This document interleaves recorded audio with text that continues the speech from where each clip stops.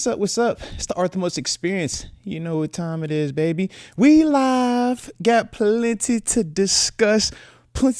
Man. We had a coaching hire. All right. Shout out to the name. Don't worry about that. Gerald Avery. No, it's actually Gerald Alexander. But we'll talk about him in a few.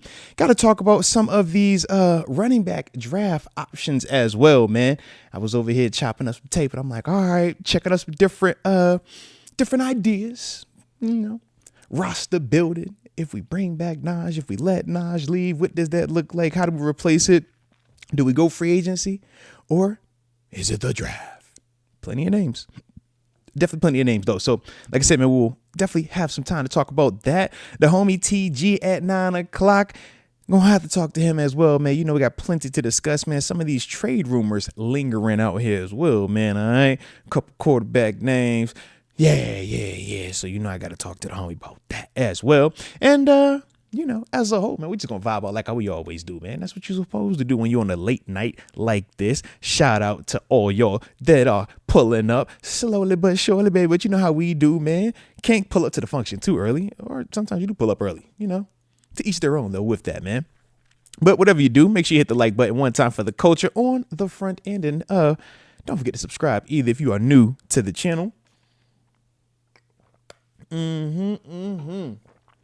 As we working through, let's see what our second week now. Yeah, going on our second week of the solo vibes, man.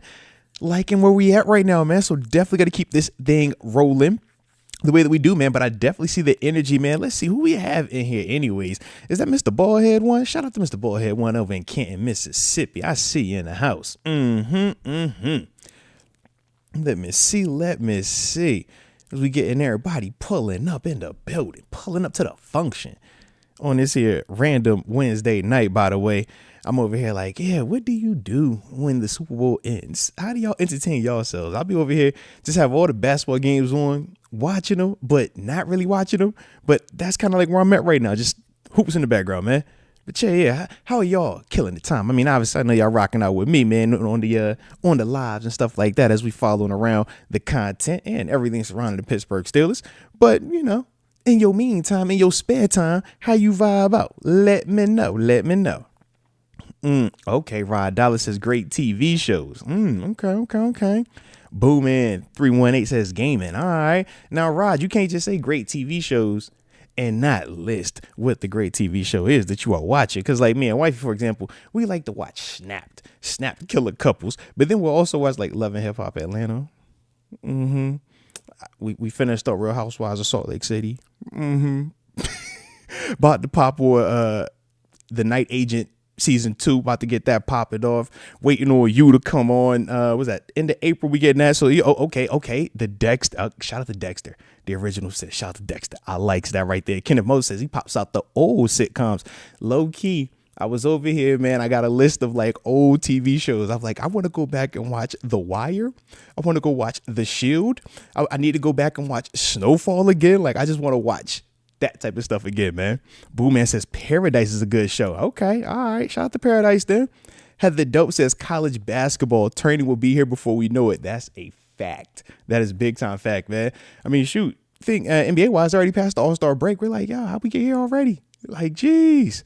So I could dig it. Oh yeah. We're gonna do brackets now. Steelers Road Warrior. Gotta have a bracket. If you don't have a bracket, did you even watch the tournament? Were you even participating? Come on now. So yeah. Definitely got to get that going. I see you, Justin Gordon, Night Agent, fire. Oh, you said you can't hear me? All right, hold on. Let me check. Let me make sure the audio is popping off. Not. Yeah, I say audio's pretty good, man. Audio's pretty good.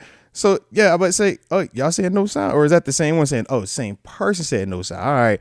Let me see if the rest of y'all are saying that as well. Or it might just be the homie Craig, man. All right. So we'll find out in a second. Yes, we will. Oh, there we go. Shout out to Craig. He says it was just him. All right. Glad you got that settled, man. You got it figured out, baby. Salute to you, baby. But yeah, man. Yeah, I could dig it. And I did see Steelers Road Warrior say he's been living in the gym. Now, salute to that, man. You got to get your workout in every once in a while, right? Health is wealth, baby. All right. Health is wealth. Whether you're getting a walk, riding a bike, playing golf, just whatever you do, man, get you some of that in there, man. It's always a good vibe. And shout out to you, Kenneth Moses, Booyah, Craig Ellis, and everybody else, man, it was sure be love telling me that, hey, y'all could hear me. So I appreciate that feedback. Absolutely, absolutely. But let's go ahead and get this thing popping and percolating, baby, because like I said, we got plenty to talk about. And it's going to be a lot of fun, man. Like we always have, man, especially when I get to talk to the homie TG too, man. You never know what he's going to say or do, all right? But let's get it. So drop it in the comment section. Where you tuning in from? So that way I can give you that big boy shout out to start today's show. And of course, don't forget to hit that like button one time for the culture and subscribe if you are new to the channel. Bro, we got Valentine's Day coming up, man. Wait. Y'all celebrating the Valentine's Day? Are the lovers in the building? Shout out to the lovers of the world. Shout out to the lovers in the world. Let's see. All right. Heather Dope in the 717 Central PA. I dropped my chapstick too. Hold on. I can't be doing that now. But I was almost a party foul, bro. I wish I would do a show with no chapstick. Have my lips in here looking all crazy so y'all could be talking bad about me. No. I ain't playing with y'all. Shout out to Leah Woodard at 254 Khalid, Texas. I see you still a girl 808 all the way in Maui, Hawaii. Shout out to Maui. Definitely big love for Hawaii, baby. Yes, indeed. Rod Dollars in the 330 Youngstown, Ohio. Mr. Sherilyn, baby. Sherilyn, as always.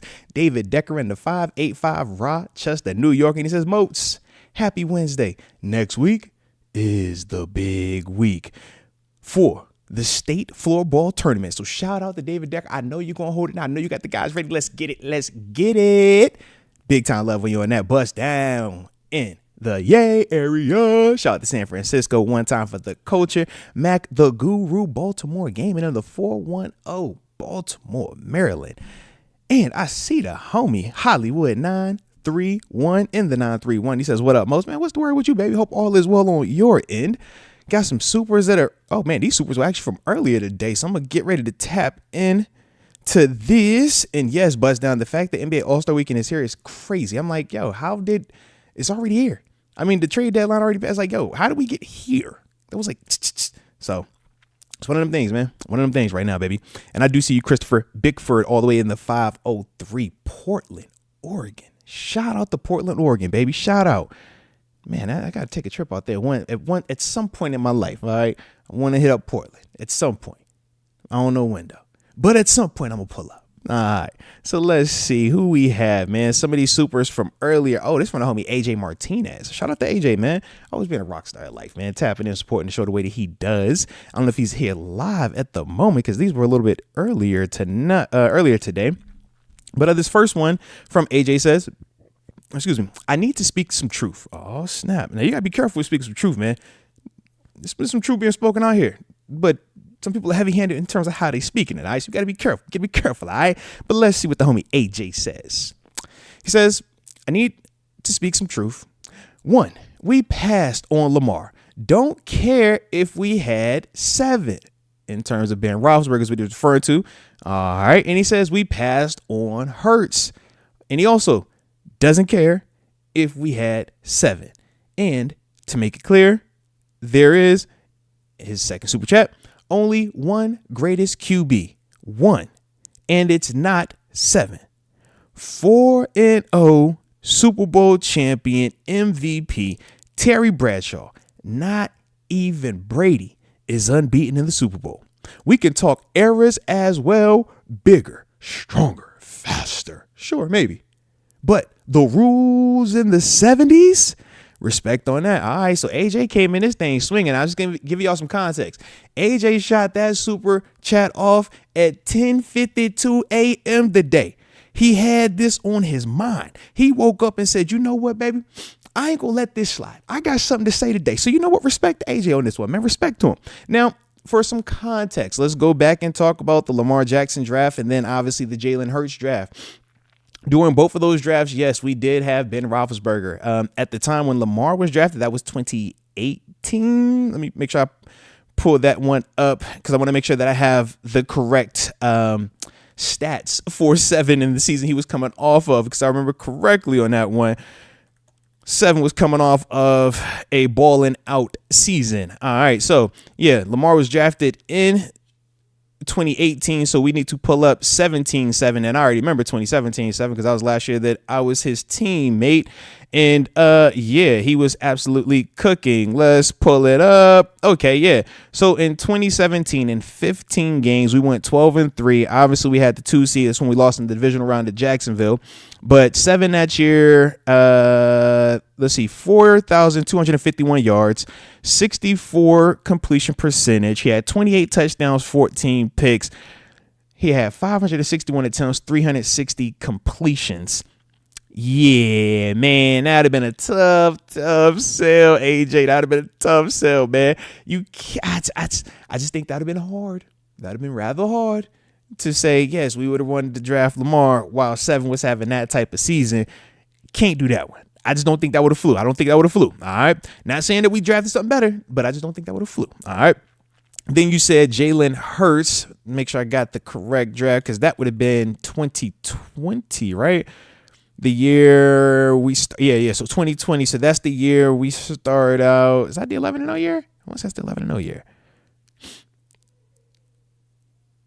Yeah, all right, 2020. Yeah, we were 12-3 and 7. Oh, so it'd have been 2019. Good call. So 2019, good call. So yes, I can see where the Jalen Hurts part potentially, because that would have been 7 coming off of the injury, right? 2019, we know he played the 2 games, tore his elbow up versus the Seahawks. We obviously trade the first round pick away for Minkah Fitzpatrick. So technically we had Minkah. All right, so we ain't tripping on that either. But that, okay, you could have made a case for, but in the moment, I think that still would have been a tough sell. But I could definitely see where the Jalen Hurts one, I think, has a lot more like legs and a lot more steam behind that one than me personally thinking of Lamar Jackson. I don't see a scenario where we would have had an interest in a Lamar Jackson coming out of Louisville specifically at that time. He hadn't fully put it all together and developed to the quarterback that we're seeing him be now. In terms of this, 2-time MVP, 3-time MVP finalist type concept. He wasn't that when he was coming out. So that was part of why we would have also been a little bit shy on that one, man, when you talk about the year that 7 was just coming off of. Now, in terms of the Jalen Hurts part, though, like I said, with that one, fair game.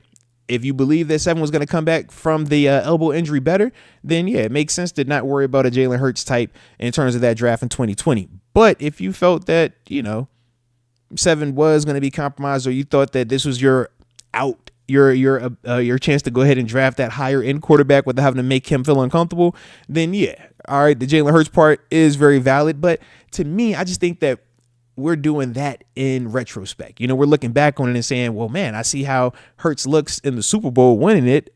Of course, we're going to all look back and say, yeah, we should have took him. Man, I see what Lamar Jackson has developed into. Of course, we're going to go back and say we should have took him. But in those moments, I don't think we truly felt that type of urgency to move off of 7 at that time frame. That's my only thing. And Jason King, you do bring up a valid point, man.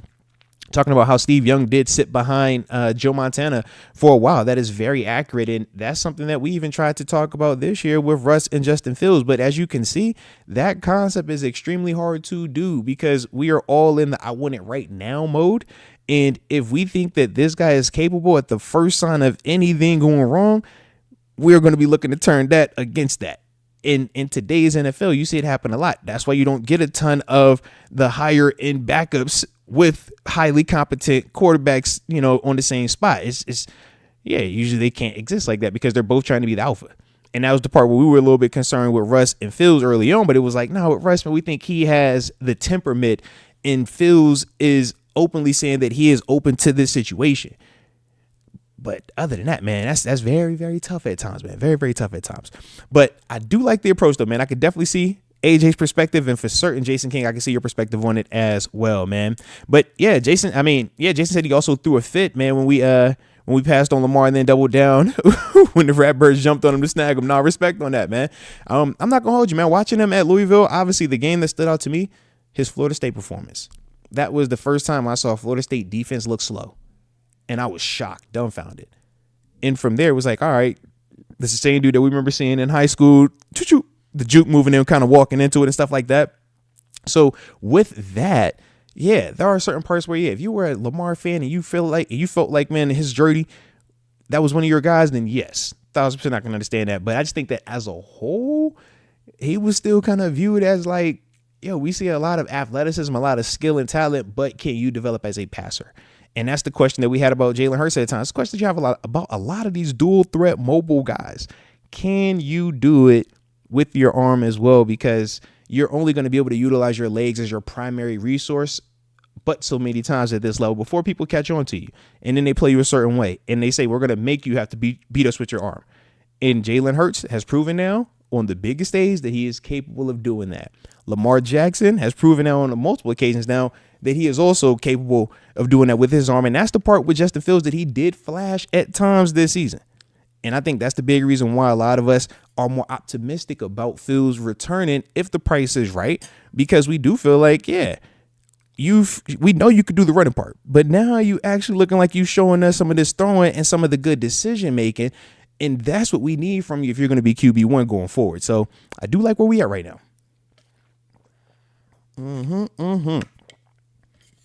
Shout out to the classic right there. Yes, indeed. Back when it used to be. Oh, what a time to be alive, though, baby. What a time to be alive. Let's get it. Let's see who else. We had another super in here, too. Okay, the Dick Cheney. Shout out to the Dick Cheney. All right. Says, yo, girl, if you need a shoulder to cry on, I'm here for you. Oh, love, man. Nah, I could dig it, man. I could dig it. I told you I got broken up with. I got dumped. That's it be like that sometimes, man. It be like that. And I was laughing too because I do see some of y'all in the comments. Y'all be like, hey man, Moats, why you do that? Why you get? I said, but I ain't care about nobody. I ain't do that. Oh, I got dumped. But I ain't gonna chase when I got dumped now. I just got dumped, So just move on, man. Yeah. Jeez. But I didn't get dumped though. All right. I got dumped. So yeah, it be like that. As long as y'all don't dump me, we're gonna be all right. Let's get it though, baby. And shout out to Steelers Girl 517. Always good to have you in the building with us as well. And Rod Dollar, stall me out, baby. Come on now. And I do see you, Jay Farrell, always rocking, man. I appreciate you still being here with me. Like I said, man, I ain't been dumped too many times in my life, so I felt real. I'm processing still. Okay. I don't know these feelings. I might have to call my therapist up. Be like, hey, baby, I don't know, bro. I don't know. Let's get it, man. Alrighty. Shout out to AJ Martinez. He also says, and this was later in the day. Shout out to AJ. AJ was up early in the morning, and then he hit us in the middle of the day, and now he got us back in the afternoon time frame. All right, this is about 4:52 right here. Shout out. Now at the OG time spot, we would have been right there too, man. But now we in that prime time spot. All right, 8 p.m. action. But AJ says 55, 52. 93. Oh, hey now. Norfolk, Virginia's favorite son. Some call him master. Others are reminded, don't cross the moats. The host with the most, a.k.a. most. Your guy, my guy, our guy, Mr. 55 Arthur Moats. Let's go 55. Blessings to the chat. Man, shout out to AJ Martinez, man. I tell you what, you sure know how to make a fella feel good. Hey. I like how you talking now, man. And I like the numericals too. All right, 55. Obviously that black and gold thing. Shout out to the Steelers. 52. Of course, you got to rock it with that blue and that red. You know that. That's that Bills. And then that 9 Trizzy, that 9-3 out in AZ. Little vacay to end it all the Steeler way. You know you got to take that trip to Steelers West Coast. All right, spinning you out there in AZ, and then you pull back up for the retirement. I'm with you, bro. I'm with you, man. So absolutely. And then King Whooper also pulling up, man, showing some love with the supers. He says, Kenny got a ring. Shaking my head. Does that mean his price is higher than Justin Fields? Or, no. Absolutely not. I think two things can be true. Kenny can have a ring, and that ring could mean a lot from a personal standpoint, man, because you're part of a team. You're a part of something at the beginning of the offseason when we traded him. He spent the whole offseason there, OTAs, mini camp, training camp. He's the whole season practicing, all that other stuff, man. He took some garbage time snaps, stuff like that. Played in a couple of games this year when Hurts was down. So he earned his ring. We're not discrediting the ring. Can't do that. But that does not mean that his price is higher than Fields. No. I did not say that. All right, I did not say that. Okay? I ain't say that. About to have me over here quoting Django. You said treat him like that. I ain't say that now. I did not say that. I said put him here, but don't treat him like that. No. All right, but let me get back focused. All right. But yeah, to me, Justin Fields, still at this stage, man, has proven a lot more as a starter, as a quarterback in this league.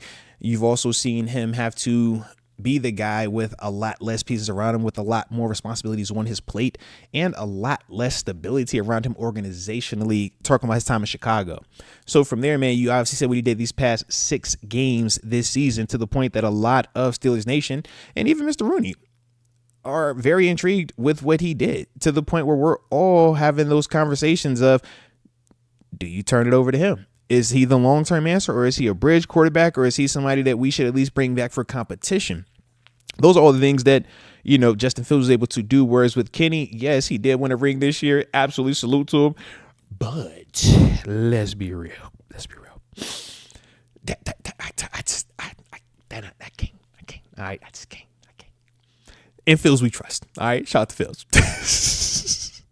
But let's get it, man. Let's get it. Shout out to all y'all that are rocking out with me tonight, man. If you're digging what we on, hit that like button. Don't forget to subscribe if you are new to the channel. This is the time where I was going to pull up the first graphic, but unfortunately, man, had a little snafu on too, and little name placement, man, little awkwardly done. So we're gonna just free band this thing real quick, man. So with that, got to start it off by talking about the one and only, or should I not call him one and only? I just like to say it because it's cool for the intros.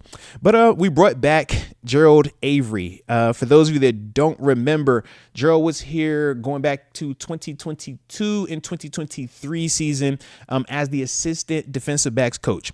During that time, Grady Brown, he was our main defensive backs coach from 2021 to this past season. The season just ended. We just did not renew his contract. All right. So Grady Brown and Aaron Curry were holdovers from the previous contracts.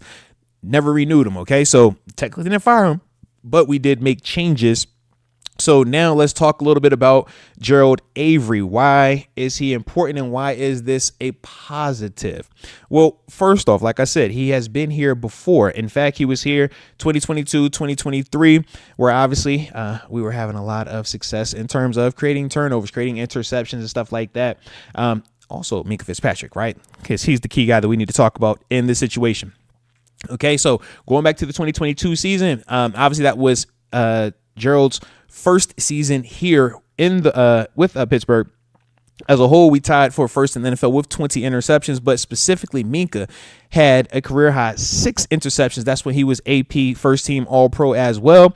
And on top of that, this guy and Minkah, in terms of Gerald and Minkah's history and their production, dates back to his time in Miami as well, where that's where Gerald was at his first 2 seasons, 2020 and 2021, where obviously Minkah Fitzpatrick was drafted down there and had success, but also he was the defensive backs coach, and they had Xavier Howard, who we know had 10 picks that season as well and was first team AP All-Pro as well. So in terms of what Gerald brings to the table, the places that he's been, interceptions are there, and it seems that his big players make big plays. So I do like that. Last year, he was in Vegas as their safeties coach. All right. So we'll obviously go spend some time and look at that to see what that looked like. But that was the only year he was out there. And now, like I said, returning back here to the black and gold. So we do like that. But like I said, man, in his 2 years while he was here, that first go around, man, 36 interceptions from the secondary, man. It was second in the league over that time frame. And then in 2023, we had opponent 84.7 passer rating for opposing quarterbacks playing against our secondary, which would have been 10th best in the league during that time frame. All right.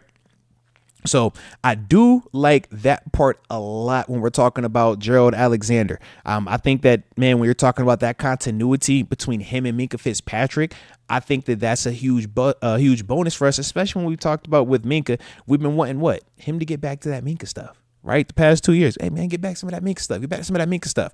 Maybe Gerald coming back will help promote Minkah getting back to some of that Minkah stuff a lot sooner than the one interception we've seen in the past 2 seasons, I think it is. he's better than that. We know he's a lot more productive than that in the splash turnover variety. So sometimes, man, you just need that guy that has the eyes and has that connection and has that familiarity with him. And I'm hopeful that that will also pay off for him as well, man. But like I said, I do like that connection as a whole. And I also like the fact that, I mean, technically we not firing people because we don't do the fire thing. But I do like the fact that we are switching it up. And what I mean is, if we don't feel like it was working, why bring him back?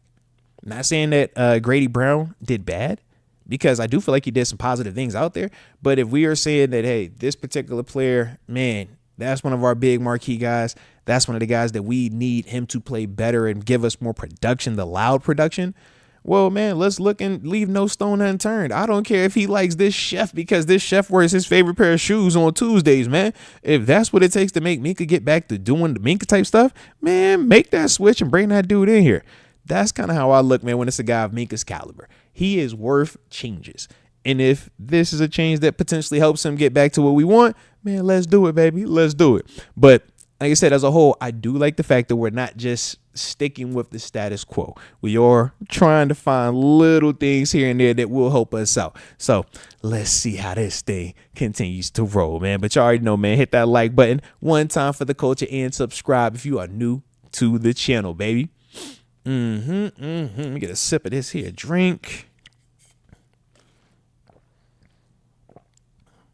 And what's everybody up to tonight too, yeah?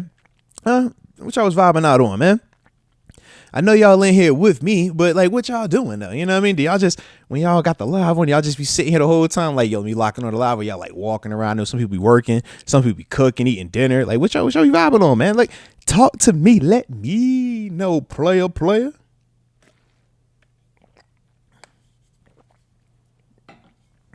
Okay. JW say he just relaxing. Salute to that. Shoot, that make two of us, baby. King Whopper says he's playing Madden and listening to me. Okay, I hope that you're winning. All right, don't be over there getting whooped in Madden now. That's a bad look. Jay Frill said he locked in to the live. Man, let's get it. Okay, Mike G said he's at work turning wrenches. Hey, salute to that, baby. Get after it. What they say? Make that money. Don't let it make you. All right. Shout out. Let's get it. I like how y'all vibing out, man. Let's see who else, man. Okay. Oh, we got food. We got some cheeseburgers in here. Mac the Guru said he getting his hair done. All right. Mr. Wells 412 says, where's Deke at? Deke dumped me, dog. Deke dumped me. Nah, man, he moved on, man. He is expanding into the solo space, man. He just wants to spread his wings a little bit more, man, and try it out in terms of fully immersing himself and seeing what he could do. So, like you said, man, we're going to be supportive of the homie. We ain't going to make him feel like he got to choose either, man, you know? Support the homie, though, all right? Support the homie. So that's what we are right now, but that is the reason why it is no longer with the homie Deke, all right? And it's just the solo vibe, but we bang out with the homies every once in a while. I call up TG usually on Mondays and Wednesdays, 9 p.m. Typically have guests popping up here and there all around. You will get more. Tyler and Dom got new content from them, man, coming very, very soon, actually, man. So looking forward to that. And yeah, we do phone lines a lot now. You know, we gotta have the phone lines popping, man. That's usually always on Thursdays, man. So for certain, if you're not prepared for that, we're gonna have that popping off. All right. And I do see the homie AJ Martinez. Shout out to you. You've been here all day. Going off of your super chats, man. I don't think you leave the live. Shout out to you, AJ. Shout out to you. Oh, and shout out to Eat Her Yams. My man said he's smoking on that Zada. Gotta have a little Zada, you know what I'm saying, baby? If you know, you know. X Concepts cooking up the shrimp scampi and his pup's dinner. Salute to the shrimp scampi. I like that. Wifey made stir fry in the building tonight, man. I was over here feeling real important. Like, babe, you took my request to heart. I requested it earlier today. I was in the meeting. I was like, babe, can we do a little stir fry for dinner? She said, don't worry. I said, oh, I had stir fry. I feel real special today. I felt like I was loved. All right. I felt real loved. Hey, AJ, you wild. My man said, I never leave 5-5. I'm obsessed with Michelle. Hey, no, salute, man. Hey, shout out to Michelle and your Michelle, too. Not Shannon's Michelle. Your Michelle. All right. I remember. Heck yeah. Let's get it. But shout out to X Concepts, man. My man said I got the shrimp scampi. Like, bro, that's pretty fire. That's pretty fire. Tyler from the 334 says, Moats, did y'all talk about Kendrick's performance already? Yes. So actually, me and the homie TG talked about it was it yesterday? No, Monday. Yeah, we talked about it on Monday's show, man. For me, man, I was vibing with it, man. I like the creativity. I like the approach to it. Just very different. You know, we talk about it at times, man, where some of these Super Bowl performances are like the who's greatest hits, man. Bring out every big time celebrity that you've ever worked with to the stage, you know, and you kind of go that route. Whereas I thought this one was a little bit more of an intimate set. It was more of I want you to focus on what I'm trying to deliver to you from a messaging standpoint, what I'm trying to deliver to you from a lyricism standpoint, and some of the little subtle details like people in the performances dancing, Serena Williams being one of them, right? So all those little type things were what made it a little bit more intriguing to me. But I'm also a Kendrick fan, so I kind of like anticipate that with him, you know what I mean? So you got to, just kind of comes with being a Kendrick guy. But if you were, looking for a little bit more of the louder, more of him just playing his hits, I think he could have done that as well. I mean, you think about it. He hardly touched Good Kid, Mad City, right? We know like he got absolute bangers going all the way back to that he didn't even mess with. But I think it was just for him, man. He was just trying to prove, send his message, but also prove that, man, I can do what I do stylistically on the biggest stage and I'm still effective with it. So we'll see, man. But I do know they're going on tour, him and SZA, and that's when I do expect him to, tap into that bag a lot longer and really kill the stage. I mean, the Super Bowl, that's why like 15 minutes, 20 minutes of actual like performance time, man. I feel like so it's a whole bunch of just all right, touch real quick. But shoot, man, you get to the day going to that concert, man, that stadium tour he finna go on. Come on, bro. That stadium tour him and sis finna go on. I know it's gonna be stupid. I'm over here contemplating, do I want to pull up, man? I think on Hershey. I'm like, man, that's like, ain't too far from where we at right now. I could pull up on that. Hershey Park kind of decent. You know what I'm saying? So yeah, or Hershey, PA kind of decent. That's what they say. So I'm trying to see what that be like. But yeah, man, I'm just like, yo, it's K-Dot. Like, y'all know K-Dot, man. Come on, bro. I mean, he dropped the whole album after all the beef, and we was like, bro, this a whole banger, the GNX. Like, come on, man.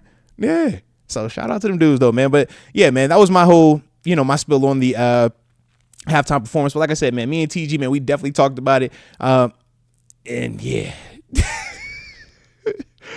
I always say shout out to the homies, man. Shout out to Drake, all right? I say shout out to Drake. Just, yeah. It was a rough night for the homie. It was a rough night for the man. Obviously, Kendrick ain't spare him. He ain't spare him at all. Jeez, he ain't spare him. You thought he was, he ain't spare him at all. So, hey, take it a stride. Shout out, all right? Jeez. But let's get it, man. All righty. Got another, some more supers that came in here. Yeah, remix. Hey, Drake. My man Smart said, oh, you are sick. And for me, man, I usually don't even like, I ain't gonna lie, I do like some of that pettiness. I do like some of it. But I was like, dang, we really in here today. Oh man, on the Super Bowl, we doing this in the whole stadium. Hey, minor. Oh, tough night for the man. Tough night. I've been bumping some Drake music though, to just make it feel a little bit better. I'm like, just break out views. Let me get that, man. All right. Yes. Nothing was still the same. All right. Just, yeah. Give me some of the old school stuff, man. Jeez. All righty. Let's see. Shout out to King Whooper. He says, how about Kenny taking a Super Bowl snap before Josh? Shoot. Before Josh, before Lamar, before Herbert. But, man, he got a long list of dudes, man. He's Super Bowl champ, man. Shoot. The first Super Bowl champion quarterback still as a fan since Ben Roethlisberger as well, man. So, dude, shout out to KP, man. I ain't got no ill will towards KP, bro. I ain't tripping on him. Like I said, I don't agree with the way that he moved. I don't agree with that, but it ain't no hard feelings for KP, man. Hey, wish that been nothing but the best, man. All right, nothing but the best. I just say all that, but shout out to the homie. And yes, Jay Farrell, you got to turn the TV off. Lord have mercy. Oh, man. Like, bro, now you're about to have me over here thinking about Kendrick Lamar all day going, I'm being the best singer. All I ever wanted was Black Grand National. Be irrational. Get him what they asked for. Like, man.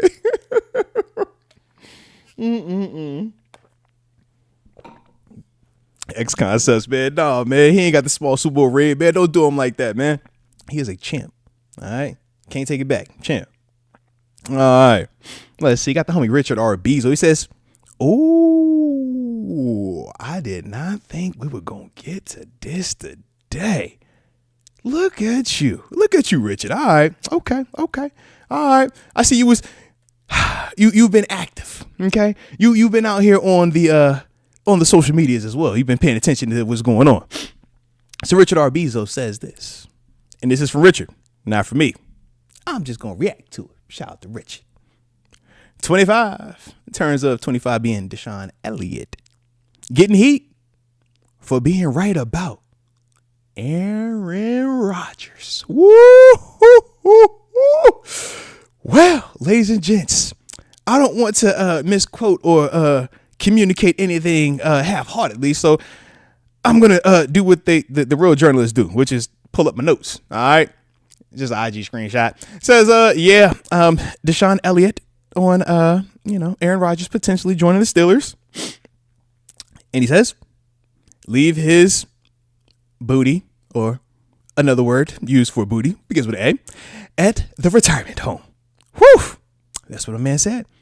He's not really he's not really a fan of.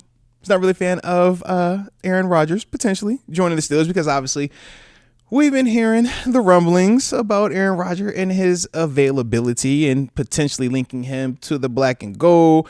Could him and Coach T coexist and all of these other interesting factors? But yeah. So this rumor's probably started, or the link between Aaron Rodgers and the Steelers.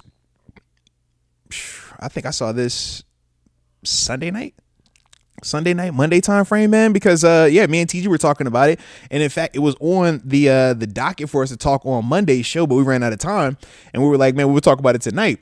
But yeah, the Deshaun Elliott part was interesting because that's the new information that just came out earlier today.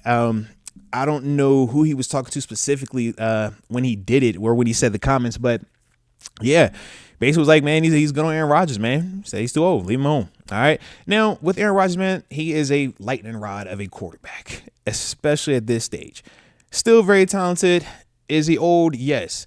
Still has a lot of those flash moments, but do you feel like it's no longer available for 17 games plus postseason run? To me, I do think it's closer to that, but I'm not completely writing it off.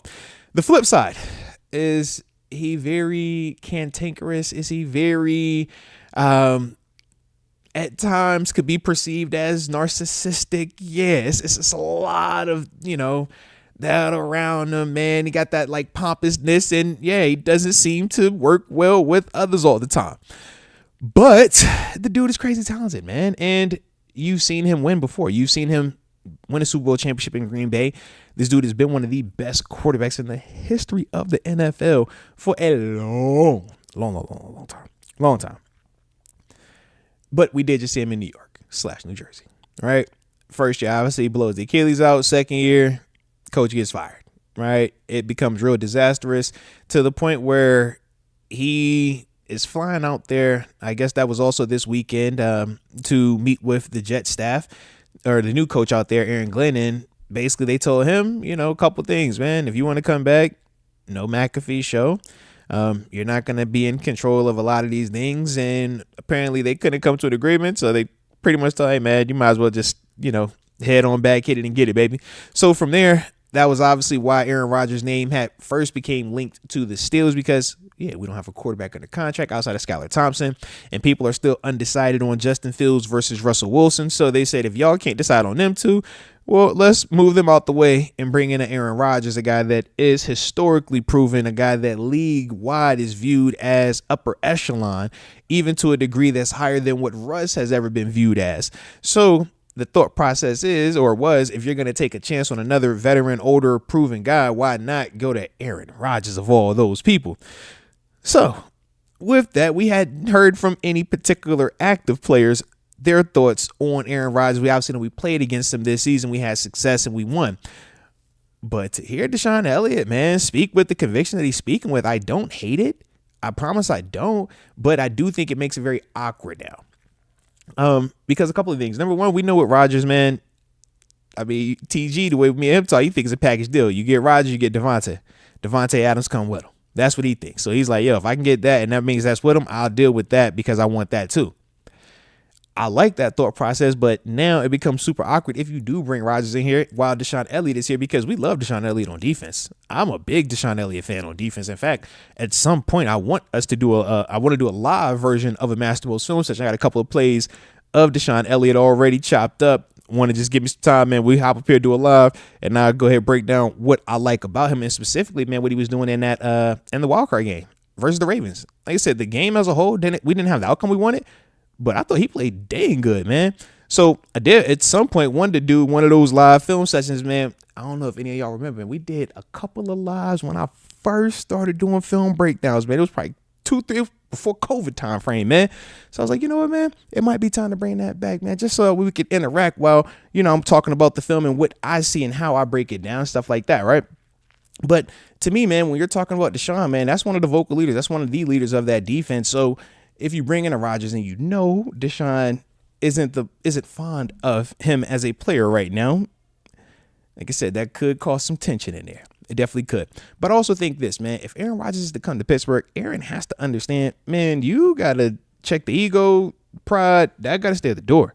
Because that way that Coach Tomlin operates, the way that the Steelers locker room, how they do it, it's not this like separation of power where this guy is viewed as, man, he looks down on everybody else. Like, I think that's a tough ask in the Steelers locker room. Like I said, Jets locker room may be different. Green Bay might be different, but I just don't think that would fly in Pittsburgh, man, especially with the guys here, man. But that's one of the ones that I would need to see, man. But he is very talented, and I do think you would still need to bring in a wide receiver with him. Like, I don't think because you bring in Aaron Rodgers that, oh, yeah, keep the roster as is. No. I think it's if Rodgers is here, I'm still taking the same approach as if Russ was going to be the quarterback. I am trying to load up weapons around him, and I want that Brady Buccaneers year one vibe where you're throwing to Chris Godwin, Mike Evans, and Antonio Brown, where you got 3-4 running backs you can get that rock to, man. That's the approach that I want to take if I'm going older quarterback. If I'm going younger quarterback, obviously, we got to see some of the variables that are at play with that thing, right? But for certain with the old ones, I'm like, hey, man, because I think that they are still good enough. I just think that they need for certain pieces because they're not force multipliers to that degree anymore. Justin Fields, we feel like at times can flirt with force multiplier, but the consistency we feel like at times starts to slip when he's asked to do a lot for extended periods of times. So that's the only part with that thing, man. But man, shout out to Aaron Rodgers. Shout out to Deshaun Elliott, though. Whoo, yeah. And shout out to Richard R. Bezo, man. Like I said, man, you was in the show notes, all right? Shout out to be in the show notes, baby. Man, like I said, man, if y'all digging what we on tonight, man, hit that like button one time for the culture. And don't forget to subscribe either if you are new to the channel. Let's get it, man. Let's get it. All righty. Take me another sip of this here water. And shout out to Mano. Mano says, I'm late. No, you're not. You're right on time, baby. Come on now. You know, a party ain't a party till Mano walk in. Come on, player. You know how we do. And I see the chat showing Mano love, man. Y'all got Mano in here feeling like he was late to the party, man. Y'all gotta show Mano some love when he pull up, man.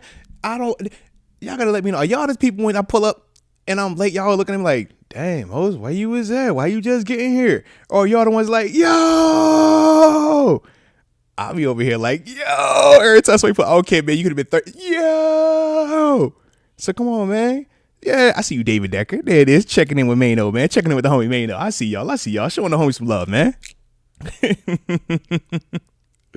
Yeah, and Brandon Griffin says, can we see a Debo interview on the couch? Oh, no, facts, man. We got to get that. We definitely got to get that, man. Like I said, I want to get my guys in the studio now, man. All right. It was just, we had a little bit of a, what do they call it? We had to internally, make some rearrangement stuff, man, due to some, stuff that happened. Well, not stuff that happened. Well, I guess stuff that happened was I got dumped. All right. Dig love me. So when that happens, though, man, you got to pivot, make some little alterations and stuff like that. But that's all. But trust me, man. Yeah, I want to see the big muscle man right there on that couch. That's why I got the big boy couch over there. All right. You know what I'm on. Yeah. All right, let me tap in with the homie, make sure he is still good for tonight. All right. And shout out to the supers coming in as well. And a lot of y'all are in the building tonight as well, man. Salute to all of y'all that are rocking out on the late night. Like I said, man, y'all could be doing anything, but y'all rocking out with me, man. So I appreciate you for that, man. From the heart, from the heart. Mike Hood says, salute, Mr. Moats. Word on the streets. We picking a punter in the first. Don't you play with me like that. Come on, you got to chill, man. You got to chill, man. He says, X Concepts, verified. Nah, just kidding. Just showing support. Salute the goats in here. Nah, salute to you, Mike, because you one of the goats too, man. You been rocking off for a while. Yeah. It's some of y'all, man, we pull up, we be like, hey, man, I can say y'all name and wifey be like, oh, yeah, I know him. Oh, yeah, I know her. Oh, yeah, I know that person. So, like I said, man, shout out to y'all on that, man. And TG said he's good. All right. I love it when a plan comes together. Don't you love when a plan? I get to talk to the homie again, all right? Because I got to talk to him about some of this trade stuff. We got to talk about that quarterback situation, that little Aaron Rodgers thing. There's also this other wide receiver that I need to talk to TG about, okay? I don't know if y'all got time. Maybe I could talk to y'all about him first, all right? Because speaking of Debo's, right? I know you brought up Debo, but speaking of Debo, there's other Debo. Plays in San Fran. He muscle too, rocked up, but he a little shorter Debo. Debo Samuel. They say he a little disgruntled as well. A little frustrated with the situation. That's what they're saying. Now, he played wide receiver / running / give him the ball. He'll just make it work. I'm just saying. Like, and his name is Debo. All right. Now, you see what happened to the last Debo we had. The last Debo we had was pretty daggone good. All right. I know him pretty well. He's pretty daggone good. Shout out to Debo. All right. But this new Debo, I like this one. And he's disgruntled. And we was just in the market trying to do business with them a year ago. All right. So I know we got their phone number still on speed dial. Anybody remembers Brandon Ayuk last year? All right. We spent a lot of time following that scenario. So we got a rapport with how they do and how we rock and all that other stuff. Okay. But they did choose Brandon Ayuk last year. Remember that. They chose him. They got the deal done. So from there, that's why Debo, is kind of going to be on his vibe. So here we are, Debo, disgruntled, looking to be moved. And, of course, he's linked to us. Why wouldn't he be? And then on top of that, to add to the situation, reports are Debo and his camp are open and interested in joining the Steelers as well. So now we got a party. Now we got, they wrote on the little note, you like me? Check yes or no. Sent it over there. Debo check back. Check yes. So now we got action. Now we got to figure out how we about to play this thing. All right. Whew. Number one, do we like Debo Samuel? Do we like him? Do we like Debo Samuel? I like Debo. Do y'all like Debo? Man, that's what we need to start first, right? Do we like Debo Samuel? Because if we like Debo, then that gives us clarification, right? Because I like him. I think that from a wide receiver standpoint, I don't think he's a true wide receiver one, but I think he is a heck of just a playmaker at the position.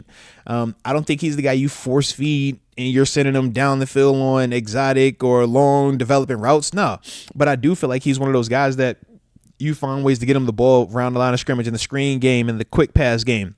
You obviously know you can get him the ball out the backfield. He's also a dude that you can line up in bunches and stuff like that. And in the slot, and he can win.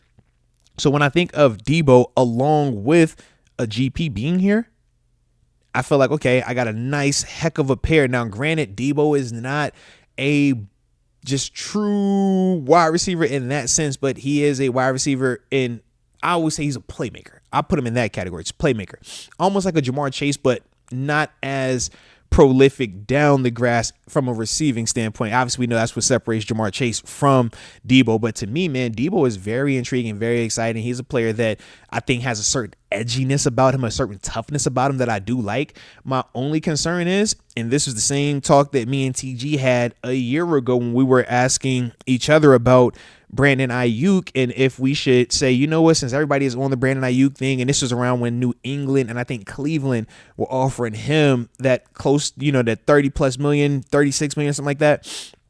we were like, man, what about Debo? Shouldn't we look at him a little bit? And his whole concept, or his thing that kind of made him a little skittish on him and kind of similar to me, was the style that Debo plays. How is that going to age? Because I could see a scenario where his body just continues to break down more and more because he's trying to keep this physical style with the ball in his hands, which has made him dominant, but he's not a physically imposing player either. We're not talking about a guy that's 6'4", 225 out there. He's more of the compact style, but he's just strong as heck, explosive, and tough as nails. So with that to me makes me wonder, okay, how much would I be willing to commit financially to him? But now if that number makes a little bit more sense, then I think that's a different convo. But that's the part to me with Debo that's intriguing, because I do think he helps our team out. I do think when you're talking about Arthur Smith and how he likes to, use those type of Swiss Army knife type plays, because to me, Debo's like a high-end version of that. A heck of a playmaker, but that's that. You know what I mean? I think of like Cordell Patterson and how much Arthur Smith loved Cordell Patterson, whether he's in the backfield, whether he had him in the slot, whether he line him up out wide at times. Debo is the luxury version of that. Debo can do all of the same things, but at a higher level. And I just think that that's certain things that, our offense could use. I don't see why it hurts us, but I do feel like you still would have to have a GP or GP type to actually give us the down the grass, consistent type receiving play as well, man. But that's my thing with him. Like I said, he's a playmaker. Certain playmakers, man, you just get them the ball and they make everything else right. You see how he has a lot of his production out there in San Fran. This man, just throwing the ball right now. Make a DB have to tackle him, because most of these dudes can't. And now he's picking up 15. Like, I don't care how you get the 15, just give me the 15. That's Debo's game. But it does look different. And that's the thing that I keep emphasizing. It's not a true wide receiver route runner. That's what Ayuk would have been. Debo is playmaker. But if you get him to rock, I think you would love him. And I think that we would love his toughness as a whole, man. And like I said, man, he would bring pedigree. I mean, this is a guy that's been in postseason runs, played on the biggest stage. And like I said, man, he's a guy. He's a real dude out there, man. So that's just, it's interesting. It's interesting. But we're going to talk to the homie TJ in a little bit, man. We're going to get his thoughts on that one as well, man, because like I said, man, it's Debo Samuel. It ain't like we're talking about just, some scrub. It's Debo. Debo nice. Debo's productive. Debo's big time. We want a big time guy. He's big time. Now, Tim Robinson says no to Debo, but he prefers Devontae Adams. Okay. Now, Adams, he's going to cost, though. I will tell you that, man. All right, but I do like Devontae Adams. I know I've seen a Cooper Kupp name pop up in here as well, man. Me and TG been kind of back and forth talking about him when healthy, man. This dude, Triple Crown dude, we know that. We know he's nice as heck, route running, catches everything, run out the catch. Problem is availability. He does get banged up, and that's been what's plagued him throughout his career. But every time he's available, the production is there. So for the right number, he is very interesting to me. Alrighty. Shout out to AJ Martinez. He's showing love to Jay Farrell remix. Tyler X Concepts official momentum. Mr. Hood, Leah, David, Double D, Bust Down, Quan, the Don, Mano, aka Sean, Steelers Girl, and Hannibal. Shout out to AJ showing major love on the shout outs. You love to see it. You love to see it, baby. Alrighty. Well, I was going to get this other topic in, but I think I'm going to hold off on that. We'll see when the homie TG is all the way fired up, ready to roll. Since we do got a couple minutes left before we get to him, man, like I said, around that 9 o'clock time frame, the homie will be hopping up on the phone lines with us, man. So hit that like button one time for the culture, and don't forget to subscribe either if you're new to the channel.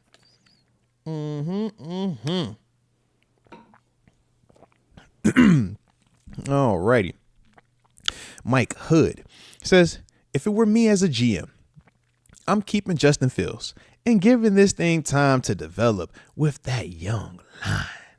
We've had so many changes on offense. We have had an offense coordinator, quarterback, or he says we have an offensive coordinator, a quarterback, a young line. We aren't that far off. Now, I see what you see. I share a similar perspective. I think that we do have a lot of those pieces in place. I think that there are still some questions about, can they all continue to develop, and are they going to develop at the same time, right? Meaning sooner rather than later. I was interested that I was intrigued at the fact that you said offensive coordinator as well, though, because not everybody is, team Arthur Smith. I like it, though.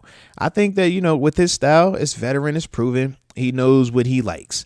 And with that, you have to make sure you have the right people and personnel to support it. But if you do, I think that you can have success with it. And he's already proven that. And we saw him have success with that at points and times this season. But I like what you're saying. Now, with QB, if you believe in the QB, whether that's Fields, whether that's Russ, it's like, man, you feel like you got the guy then. And then the young line can obviously be optimistic or it could be pessimistic. It just depends on who we're talking about. We're like, yo, we got Zach Frazier. Some people are really, really glass half full with him. When we bring up Broderick, obviously people are a little bit undecided about him and just which direction he's going in. But I do agree, man, in terms of the young line, we have a lot of that piece. A lot of those pieces already in place. Zach Frazier, love what we saw from him this first year. You got to keep it up, stay healthy. Mason McCormick, love what we saw from him. Extend it out, keep it up, stay healthy. Isaac Sayumalu. All reports are that he should be the guy that is coming back, no issues, because the anticipation is that James Daniels is probably going to price himself out via free agency. So we feel good about Sayumalu. In fact, got his first Pro Bowl this year too, man. Salute to him. But then from there, obviously Troy Fautanu, first rounder, played in 2 games this year, and then you got Broderick, also first rounder, more than likely gonna be switching back to that left tackle spot, right? And now we're gonna see what that looks like. So I see what you see, but I can also understand why some people would be a little bit skeptical or just a little bit hesitant to fully believe in the offense, man. But I like where we at, though. I mean, in terms of our foundation, we have a lot of the little pieces, but I still do feel like, man, a piece here or a piece there could benefit us, man. Even if it's not necessarily starter, even if it's just all right, man, this piece of depth right here just adds to that. All of those little details, I think, are going to be big for us this season, man. But this quarterback situation obviously is the most important thing. We got to figure that out. Once we figure that out, a lot of these other dominoes will fall into place. Alrighty. Let's see. AJ Martinez back at it. He says, guest star. I actually don't know what that is. All right. Guest star psychology. The whole is different than the sum of its parts. P.S. I'm a super cool ex-husband. Michelle gets flowers for Valentine's Day. No, dude, that's pretty dope, man. That you get the exy, that the exy get the flowers on Valentine's Day. I like that. Respect you on that. I'd be scared. I'd be leave them alone. When they done, it just gone. Just go on about your business now. Be careful. All right. But shout out to you though, man. Shout out to you, Michelle, man. As long as she like it and you love it, man, ain't nothing wrong with it, man. All right. Just as long as you're on the same page. All right. And shout out to you dropping some wisdom too with the psychology note at the beginning. Appreciate you on that. AJ Martinez also says, the one from the mountaintop, Tito. Shout out to Tito with the good vibes. If you know, man, and big time supporter of all the content, man, not just on this channel where we talk all things Steelers, but even on Kicking It with Moats, man, for the sneakerheads out there where you get a chance to see all the different kicks that the boy likes to wear, man, and upcoming shoes and stuff like that. Salute to you, Tito, with the good vibes, baby. Salute to you, man. All right. Appreciate you from the heart. All right. Official momentum. Boy, it is a party. Shout out to you, man. Hope you've been well. In fact, I feel like I was liking your picture on Instagram. That's what it was from you and Ambition. Was it this weekend? I want to say it was this weekend. Yeah, I think it was this weekend. I was performing, man. So I was like, yo, shout out. I like what I saw though, man. All right. But he says, Moats, how are you? He says he misses Deke. Man, we all miss the homie. Man, you know, that's the homie though, man. But shout out to the homie though, man. We wish him well too though, all right? And he says hashtag ambition. Yes. Ambition. The kid, if you know, but no, man, I can't complain, man. Life's good. Shoot, I was just kicking back, man, after the Super Bowl. I was like, man, it hit me. I was like, yo, we done knocked out another season, man. Another year of retired life. Another year of positivity and prosperity. You know, we still above ground, so we being seen and not viewed. Shout out to that. But yeah, man, it was real reflective all of a sudden, man. And you know, that's kind of where I'm at right now, man.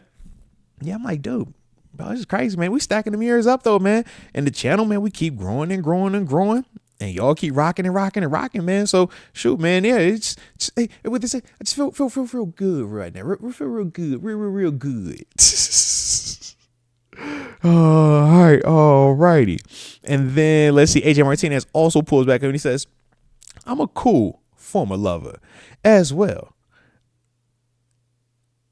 Oh, I hooked up the mistreater with flowers and presents for her February 14th B-Day. Let's go. I see you, AJ." And he says, "Let's go, Rita.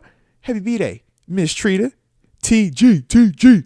Shout out. Yeah, you had me nervous at first. I didn't know where you was going when you said I hooked. I was like, hold on, bro. We ain't telling no stories up here like that. All right. This is PG-13-ish. All right. Well, actually, we're in the second hour of the show, so we all right. But still, all right. And then AJ also came back and he says that Gestalt is German for unified whole. No comment. Respect. Jeez Louise, man. Jeez Louise. All right. Let's see. An official momentum also says salute. He says salute. Ambition was lit.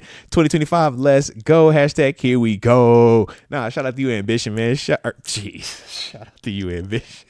Shout out to you, official momentum, and shout out to Ambition, the kid as well, man. You know, it's all love. And he also spins the block one more time, and he says he has to meet.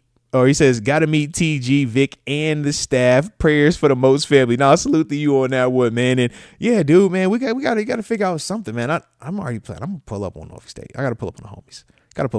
I got two former teammates. Man, one dude we talk to every single week, twice a week. TG, come on, man. Yeah, we're gonna have to show him some love, man. Absolutely. And then AJ Martinez also says 55. Shout out to the 5-5. Needs to start at 1. Since it's 55, swinging solo. Shout out, man. Look, man. I see what you did there. 5, 10, 1. I got you. I'm with you now. You know I'm picking up what you put. Now, I started all the shows at 5:52. All right. That's what I started to do. But I ain't want to play. All right. I like the 8 p.m. is cool. Prime time. Keep it simple. You know what I mean? But shout out to y'all, though. Shout out to y'all, man. All righty. Shoot, man. We actually got some time, man, because looks like the homie is and set up. All right. So yeah, what we will do. We will get a topic in real quick while we wait on the homie, man. Because I did want to talk about some of these running back options potentially in the draft, man. I did start looking at some of these young cats, man, some of the running backs, potential players for us to maybe draft. All right. So let's get these dudes real quick while the homie is getting ready to roll. All right. Y'all hit that like button. You know the drill. Don't forget to subscribe either if you are new to the channel. A couple of running backs, though, man, that have, you know, in my brief checking these dudes out, man, have kind of caught my eye, man, as potential options for us in the draft this year, man. And obviously there are varying rounds for these dudes. Some guys I think are obviously a lot earlier. I mean, one of the dudes is definitely first round type. And then, like I said, I think the last guy on my list, second, third round type, you know what I mean? More than likely. But obviously we know the big name, man, Ashton Genty, the Boise State cat, man. Total package. Pass, block, catch out the backfield, zone run, downhill run, obviously, man, in terms of gap scheme versus zone scheme. Has home run threat ability. I love the contact balance. You can question his competition level, but I specifically liked the Oregon game. And why? Because you guys can see him versus bigger bodies, better athletes, more physical defenders, and his contact balance, seeing how he was hit at times but was always falling forward, moving the pile, making guys miss in short areas. Highly impressive. Y'all know this. That's why he is talked about the way he's talked about. He was a Heisman finalist. It'll be interesting to see where he goes. I look at him as a playmaker. I don't just put him in that running back category where we say you don't touch running backs in the first round. I don't think Ashton Genty's like that. So to me, man, when it's a playmaker, you draft a playmaker. Obviously, if he's available at any point in time, yeah, I would definitely say go draft that. But we don't think that's going to be there because it's Ashton Genty. But to me, I put him in playmaker category versus actual running back. All right. From there, Omarion Hampton. He's interesting to me, man. I obviously got a chance to see him a couple of times watching him on tape, and then he played JMU earlier in the season, man. JMU was able to win that game. But Omarion, man, that's a big body, smooth runner. That's the one thing I remember saying to myself. I was like, he's not the most shiftiest, but that's a big body that could just go. You feel me? And I think he has really nice speed for his size. It gave me some Najee vibes. I'm not even going to lie to you. I think he's faster than Najee, but he still didn't give me like the get it all the way home run. But I do like him. I thought that he was similar to Ohio State's Travion Henderson, honestly. I liked Omarion Hampton more, but to me, I thought that their styles were a little bit similar, man. Watching them in terms of me, the earlier portions of my evaluations of these dudes. Obviously, I'm going to go back and watch them a lot more as we continue on talking about them a lot more. But to me, man, Omarion Hampton and Travion Henderson, I was like, dude, am I watching the same guy just in different uniforms here, man? But I do like Omarion, though, man. Physical dude, man, big body. That was the one thing I remember with him.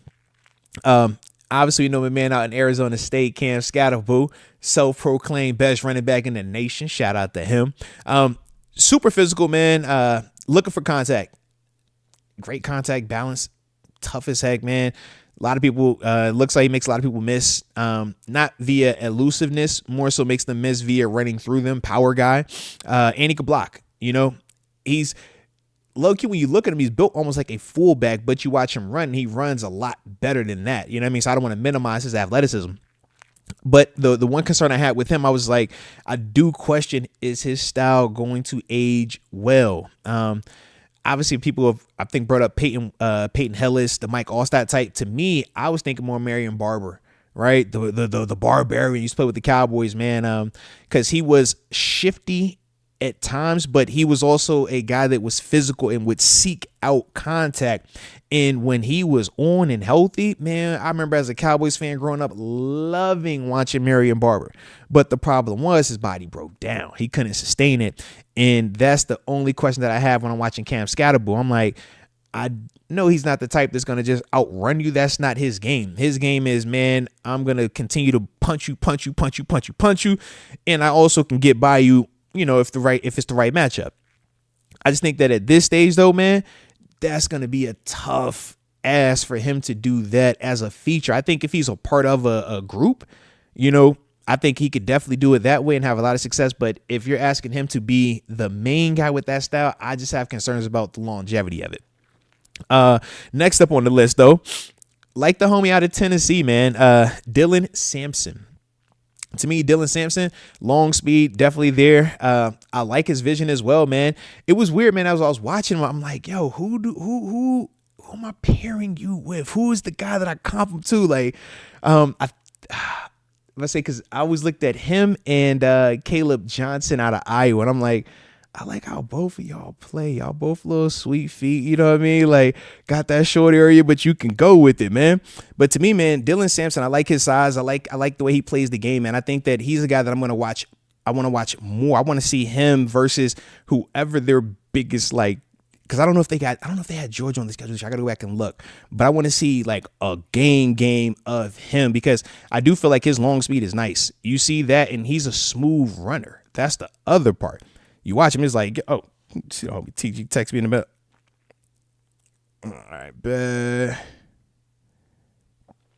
but yeah, when I'm looking at Dylan Sampson, I'm like, man, the dude, in terms of when he hits it and goes, you're not catching this dude. Like, I do like that a lot about him. So that's why I said I want to go back and watch more of him in terms of just like a full-on game to see every little thing, because he has that speed that, to me, separates him from Omarion Hampton and separates him from a Travion Henderson. And that's the part, to me, that makes me feel like, okay, if I'm looking to replace Najee specifically, I want something that can give me more speed than Najee. That's kind of how I'm looking at him. Or I'm taking the approach of, if I'm bringing Najee and Jaylen Warren back, who is that third complementary piece that just fits? You know what I mean? Whether they are just crazy athletic, whether they're the fast, elusive guy, like whatever that is, like that's kind of my mindset when I'm looking at these running backs. So to me, with Dylan Sampson, I was like, man, I look at that as, yo, you're a guy that I want to potentially be the guy. Omarion Hampton, I'm like, yo, that's one of those guys that I think could be a guy. I just think that, to me, if I'm going to Omarion Hampton, I think that I'm just getting the younger version of what I currently have in Najee. You know how I feel about Najee. I like him a lot. So I'm not tripping on it, but I just want to make sure that we're understanding what we potentially will be getting if we are bringing him in. All right. Travion Henderson, like I said, I like him a lot as well, man. Big athlete. We obviously know national champ. He has the long speed as well. My only knock with him, I was like, I wasn't the biggest fan of his short area quickness. I feel like he's one of those guys straight ahead. But once he's going, he's going. And he's big, and I like his size. You know what I mean? Now, the flip side was this. When I'm looking at Judkins, that's the other running back, Quinshawn. He's like the reverse. He has all the short area quickness, the receiving ability. I like that. But I low-key got questions about his long speed. I'm like, yo, I see why y'all was like the perfect little tandem, because he can go here, but he don't have that. You have that, but you can't go there. You know what I mean? So that's the part where with both of those guys, I look and I say, if I'm bringing them in tandem with a Jaylen or if it's Najee or whoever else, then it's like, okay, I like what either one of those guys brings. I would prefer Judkins a little bit more if I was going to have Najee and Jaylen Warren here. If Najee is leaving, if Najee were to leave, then yeah, I want a Travion Henderson. Obviously, I want a Omarion Hampton type. But that's kind of how I look at those dudes. And shout out to Tito and a couple of y'all in the chat, man, updating me on Dylan Sampson as well. You said he had the Georgia game played really well in. So I'm going to go back and check that one. Because I was like, I didn't know if he played against Georgia or Bama this year. So I wanted to go back and look to see versus that type of, where you're going to typically have something closer to NFL-like defense. I just want to see what that looked like. So I'll definitely go back and watch that one specifically, man. But the last dude that I had checked out, man, briefly, like I said, and I'm going to go back and watch these dudes a lot more as we continue on, kind of like we're doing with the quarterbacks, the wide receivers, et cetera, O-line, D-line, et cetera, right? We're working through all those guys, all right? But the other guy, man, that kind of stood out to me, and y'all going to laugh when I say the school, is out of Kansas. Devin Neal, bro. Listen, Devin Neal. All right. I like Devin Neal, man. The short area quickness, the receiving ability, he can make you miss, man. He make you miss now. I like that dude, man. I'm going to watch him more because, like I said, it was Kansas. I'm going to watch a lot of Kansas football. I'm not even going to lie to you. When I pop was like, yo, who is this? I was like, hold on now. Wait a minute. Hold on. Listen, I cut the T. I said, hold on, man. I got to rewind this one back. I watched him across and say, all right, bro. You might have something over there. I ain't know Kansas has something like you out there. You don't like you belong in Kansas, man.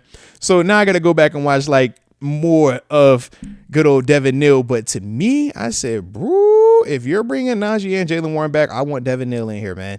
I think that's a heck of a third option. I think that's the short area quickness, receiving ability that I would be looking for, that we were hoping that Cordell Patterson could provide us. And unfortunately, it just wasn't consistent enough.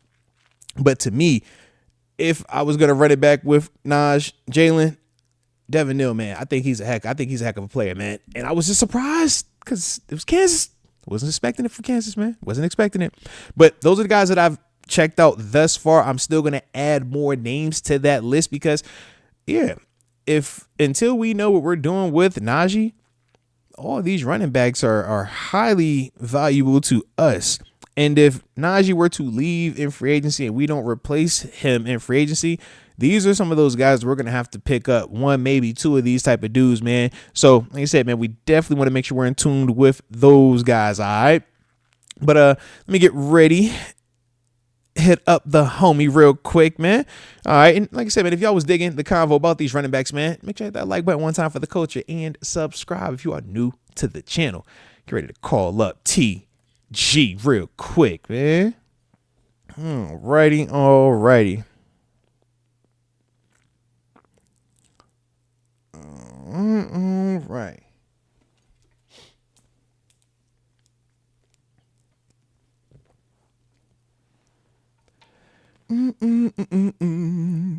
Oh, and Tito said he was a fan of was that Devin Neal? Okay. Bust down as well. All right, respect on that.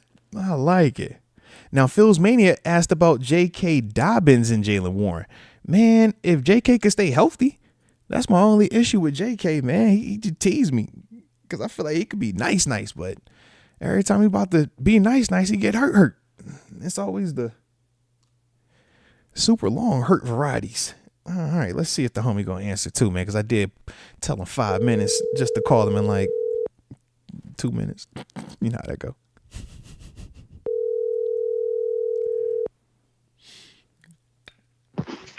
Hello. Yo. There he is.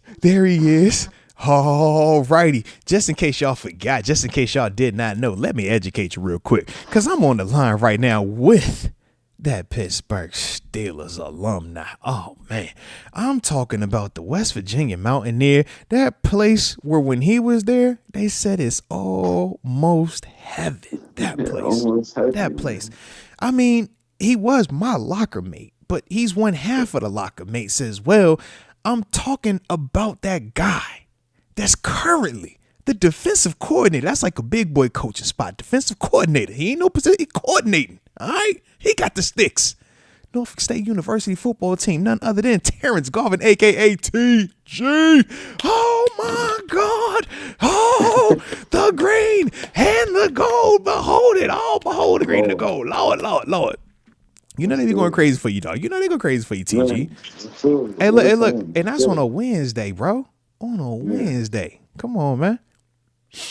Yeah. But how my dog doing, though, man? You had a good week, man? Everything good with you, man, since I've last talked with you? Was that 2 days ago? A day ago? Yeah.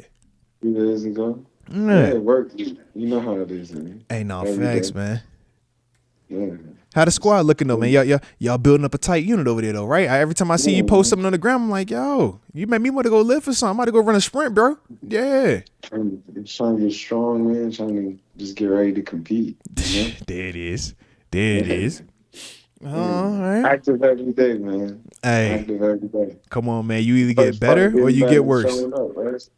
Boy, you could say that again. First part of getting better is showing up. It ain't hard. Just got to pull up. Just get there first.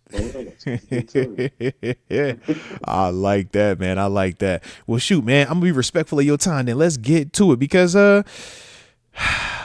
there's a wide receiver that I was just talking about, and I'm going to just hop right into that part of the convo with you.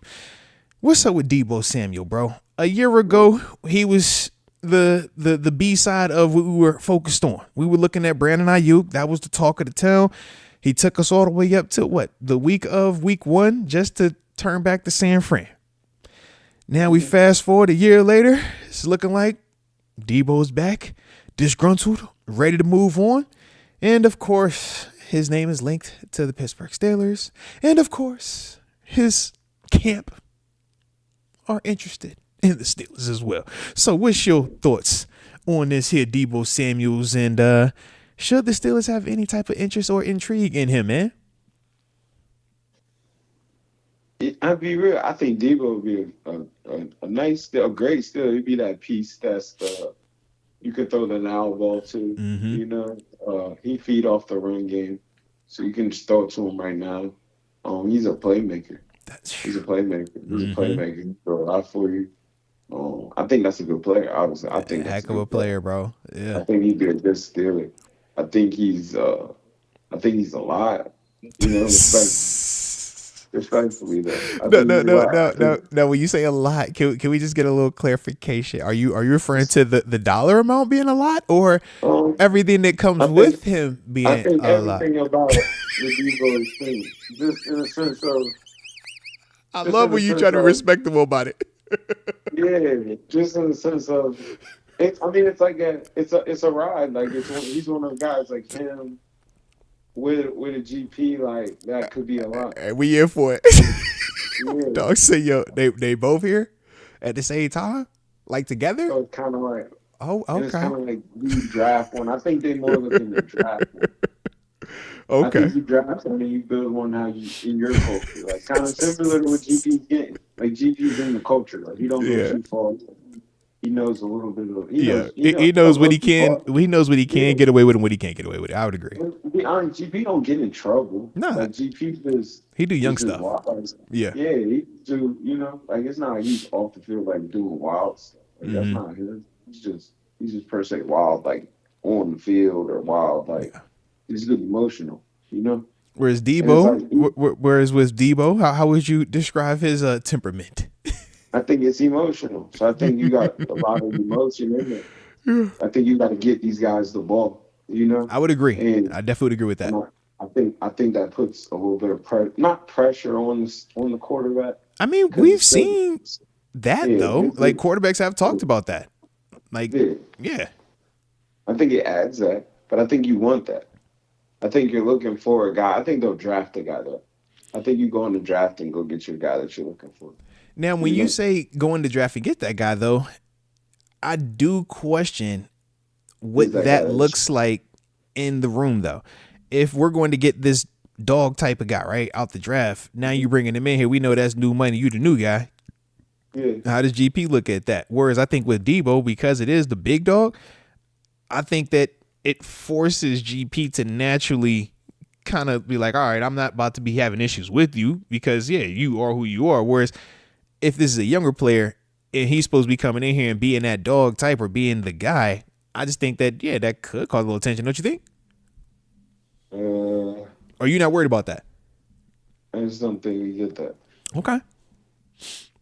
I think the younger dog is the dog that rides with GP. Oh, okay. I see what you say. Okay. Yeah. Okay. Like he's gonna fall in line with it versus trying to surpass it. Okay. Okay. It's kind of how we ride. Yeah, I see what you mean now. He's just the young. Yeah, maybe he naturally surpasses it. Yeah. But like I'm coming in here to be a guy that's the guy that's with the guy. Like it's me and you. Yeah. Because I was trying to think who we could compare that to where the talent was close enough. Because to me, Justin Jefferson and Jordan Addison, Jefferson is so dominant, there isn't a debate. When I think of Tyreek Hill and Jalen Waddle, it's like Tyreek is so dominant, it's never really that debate like that. I'm trying to think, where could we find that look? You know what I mean? Where it's like, yo, you're proven, but this is the young dude that we ready to have come in this thing. Maybe was that going back to like the Julio and Roddy White time frame? Like we gotta go back to that. I just think you can have two. I think you can have guys. Okay. I think you can have two. I think the big thing is really just because we got to give him the ball, bro. Yeah, you got to give him. Everybody wants the ball. We know one of them wanted a lot. Everybody wants the ball. It's like, bro, we got just a lot. Everybody wants the ball.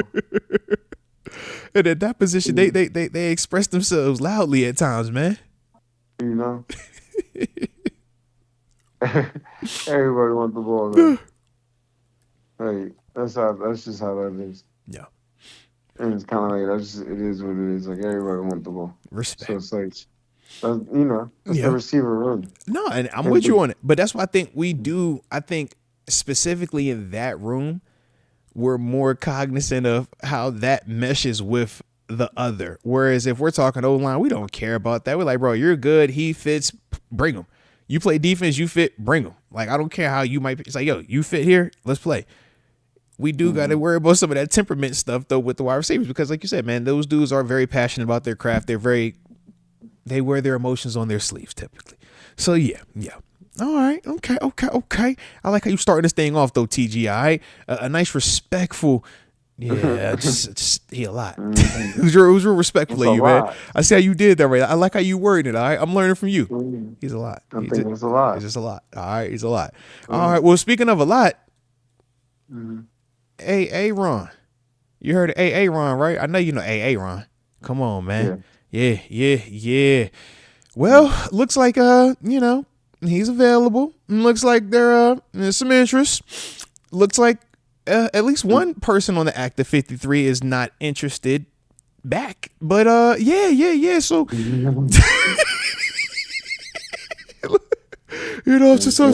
So how you feeling about Aaron Rodgers, man? Obviously, if you aren't aware, which I obviously know you are aware, pulled up on the Jets. Jets was like, yo, we don't want you doing this show. We, gonna take a little more control of this and that. They ain't really seeing eye to eye. They like, you can head back, and here we are. Then it's all right. Steelers need a quarterback.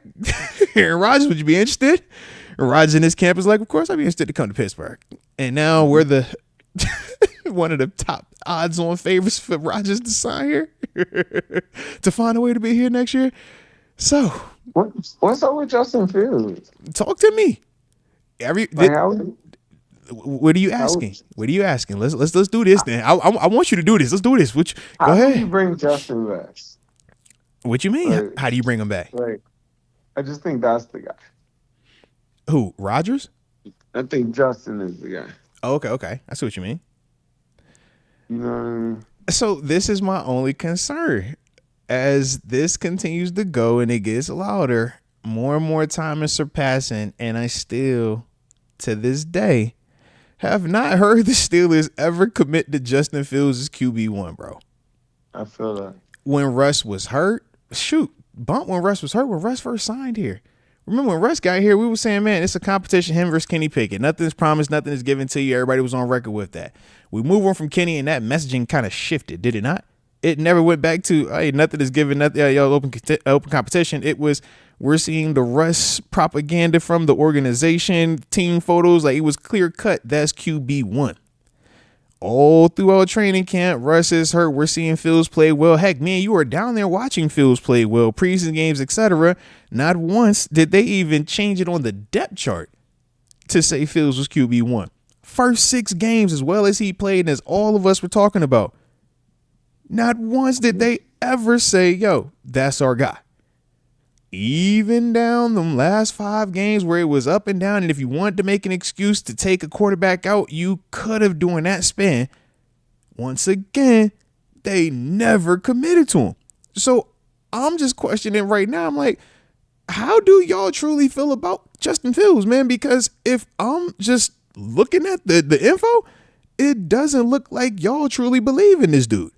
It feels like more fans talking him up than the team.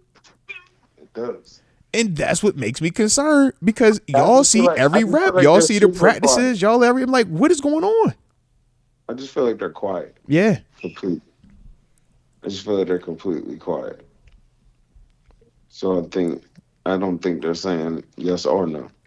You know? I'm with you on that. I don't think they said no to that though. But I just think that's the guy. Like, to me, I wish you would say yes. If I'm your guy, tell me I'm your guy. What are we playing? I got a secret for? I'm with you. My number is my market that crazy? Are you that fearful of my market? You know what I mean? I'm like, yo, we ain't got to be there. Like, I don't even have to see what the market looks like if we on the same page. I'm with you. But it just seems like they won't commit to him. Now, that could just be me looking at it differently, because, like you said, they didn't commit, but they didn't not commit either. You know what I mean? So it's like they just kind of right there. But I'm just like, man, if that is your guy, commit to him. We saw you commit to Russ. You ain't take long to commit to Russ. Which? And you still weren't off of Russ. That's the other part. Y'all still ain't moved off of him completely just yet. You see what I mean? So I'm like, yo. Yeah. You know? So with that, but with that though, now you throw Aaron Rodgers in the mix. That's a whole different just animal in this convo, because me and you have talked about what Russ brings to the table, what we like, what we don't like.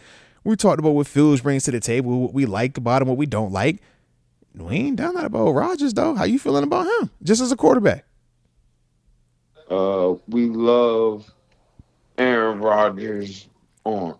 That bad man. Decision. We love his decision making. You can put the ball in Aaron Rodgers' hands and let him be Aaron Rodgers. You can trust him with the ball. You can trust him with your game. Mm-hmm. We don't love his mobility on the season, but we don't dislike the end of the season mobility. It looked like he started moving a little better at the end. I see what you did there. So going into this season, he didn't look bad. Okay. He is coming off an Achilles. it took some time. He's another Maybe year removed now from that, and we know he the might reports are be typically you look he might better. be back next Yeah, year. Like next year, he should be airing again. So I'm okay, like, it's not a terrible pick. I don't want you to feel like that. okay. He need to do the off season and like if he do it, he need to commit to it like he be doing a lot too. You know, I was it's about like to say, if you said Debo was a lot, he how do do a we lot too. what do we say about Aaron? Like, He needs to just lock in. Like the Steeler way isn't that. The Steeler way is to lock in and just yeah, do it. Even like you see Russ, like Russ bought in. yeah. He wasn't too crazy. Like he was real. Russ You locked all know, the way in. He ain't do all the extra Hollywood stuff that you heard about in Denver and stuff. Like, it looked like he was focused on it. It just didn't produce all the way through the end. And that's part of why we are here right now with these convos, man. But with Rodgers, I mean, obviously, historically, way different, like, convo when you're talking him versus Russ. But we've seen him look rough, at times in New York. Just saying, like, would you really want to go from one old quarterback to an older quarterback? You feel me? Like, because he about to be 40. Is he 40 or 41 yet?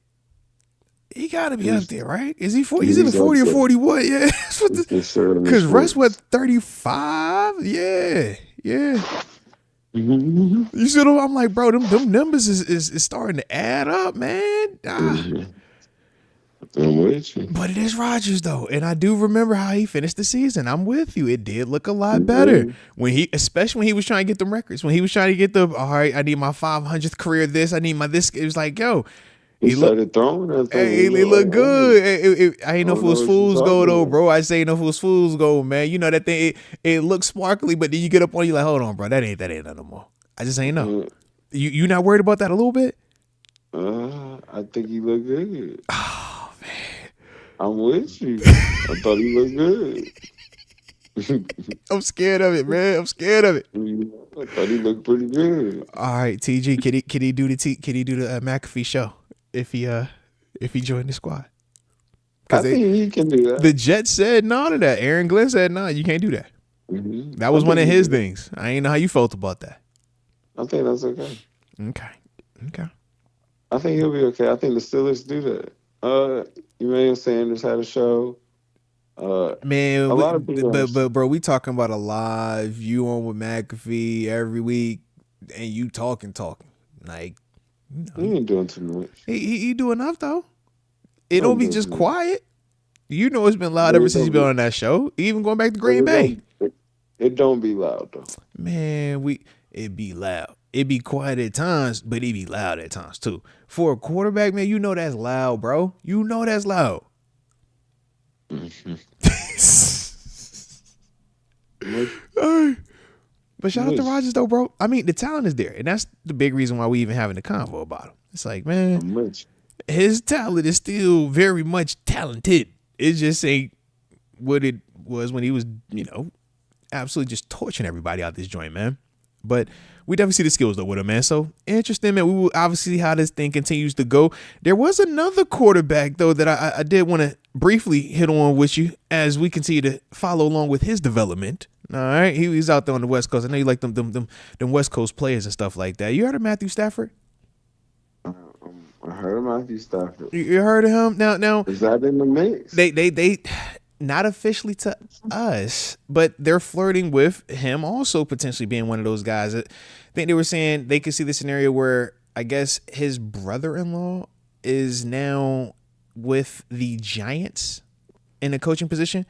So they're saying that, man, does he potentially head up out that way? Because obviously with the Rams moving on from Kupp, are they about to start moving on from all their other players like that? Then they were talking about potentially Aaron Rodgers going back out that way. I'm like, okay, now I don't see why you want to go from Stafford to Rodgers, but that's not my situation. If Stafford's available, though, that is a guy that I would be interested in, though, is what I am saying. Okay. Yeah. Now, he would obviously cost a ton, though. Absolute ton. But definitely a dude that I would think would be worthwhile, though. Yeah. But he's worth it, though. We would agree he's worth it, though, right? I'm with you. He's definitely worth it. That might get expensive. Don't they cost, though? They do. If you want them and they prove it, they cost. And they cost what they cost.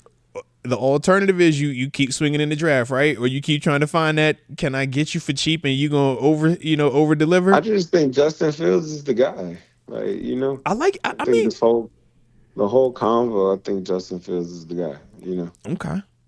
Like, that's just, I And think he's the guy. no You know what I mean? hesitancy about it, no questions about, man, can it actually do it for the Yeah, whole time? You just, it's the guy. I think he's the guy. I like your conviction on it there, baby. How about that? Let's go. You know? Let's go. I think, I If think you you gonna are. like your guy, like your guy. You feel me? If you gonna like the guy, like your guy. Mhm. Oh, I like to hear right there, man. All right. Well, shoot. Say less then. Say I think less. you rock with Justin. You Hey, know all what I mean? right. All right. Well, like I said, man, we ain't tripping on it. We are not tripping on that at all. All righty. All righty. Next up, man. Defensive coaching. We made some hires. I would say plural, Yeah. but we did bring one dude in, man. Actually brought him back. Gerald Alexander was here back in 2022 and 2023. Obviously, we know we had a ton. Absolutely had a ton of production from a secondary standpoint. Then from there, last year he was in Vegas with the Raiders as their safeties coach. And now he's coming back no longer as the assistant defensive backs coach, but now he is the guy. He got the room. So Nice. shout out to GA, shout out to Gerald Alexander. Nice. But yeah, man, how'd you feel about obviously him returning back to the staff? I like it. I mean, come back home, familiar with the way, the culture, familiar with the guys in a sense. These aren't guys he's just super removed from. Yeah. So. Well, shoot, I didn't realize he had. Okay, Yeah. my bad. I'm just saying, like, guys he's had success with. They know him. He know them a little bit. Like, I think that'll be good. I think that's good. I think it's good to get I say Steelers back in the Steeler building, but Steelers back in the building. Like, No, I mean, let's be real. He is. I mean, he was a part of this thing, Steelers. man, multiple seasons. And you think about the production that we had during that time frame as well. I mean, I think, let me pull up this number. Make sure I got that. Yeah, we had 36 picks during the 2 seasons while he was here. It was tied for second in the league during that span, man. You know how many, man. That's getting your hands on the football. We obviously know Minka also during that time frame, man. That's back when he, was first team APL Pro, had the 6-pick season and stuff like that. Was really just hooping. You know what I mean? So we obviously can see some type of connection between those two dudes and the production there. So that's the part where I was like, you know what? If you bring that, then yeah, we I could be excited for you to come back here, man. Yeah. Like, I'd love, like, Vince Williams or like Larry Foote or like for that linebacker job. Like, I love like well, sure. I mean, Steelers. when you think of obviously Vince specifically, he's been around it. Obviously, we know he's drafted here, played in here, man, been on the coaching staff now. Shea, once again, drafted here, played here. Even did some front office stuff when he was rehabbing back from the injury. And yeah, he's back on the staff right now as well, man. So with both of those, you would already have a little bit of that internal infrastructure and similar or consistent messaging, even dating back to their playing time, because they both played under Coach T. So I could see that. I could definitely see that. Yeah. But I mean, that is this. Obviously, you're in this coaching phase right now, or coaching space right now. How important is that part, that cultural part, that internal messaging versus the overall just, are you good at X's and O's? Because we've seen, that convo of, man, this coach is just a great coach, man, just bring him in here. But then you also hear people say, man, well, shoot, I don't know if that's going to miss this because he doesn't understand how to relate. He doesn't know how to do this. It was like, what's that importance? How do y'all weigh that, man, from the coaching standpoint? Defensive coordinator. Come on, man. Yeah. I think that's extremely important. I think it's important to be able to relate and talk to the guys. Like, I think it's super important. I think guys like Shazier and the Vinces, I think I'm a fan of the former players. Like, I've been there, I've stood there, I've sat in the seat, I've listened to the same message. Like, I know what you're hearing. Like, I just understand. And it's like, especially like in the building, like I've sat in that exact seat. I've done that exact moment. I've woken up. I know what it's like to do do this. I know what's the hangout around here. I know what you're doing. Like, I just understand. He said, yo, You you know? not fooling me. All right. I Yeah. know where you're going. I know where you're going. I know what you're doing. Like, this is how to win the situation. Like, Yeah. this is how to, and these are guys that's been successful in this situation. So But I it's not think those are necessarily the saying that guys that haven't a guy has. played, though, can't do that. But it just, to you, it just hits different, though, when it is a guy that has been a part of that culture, has been a part of that.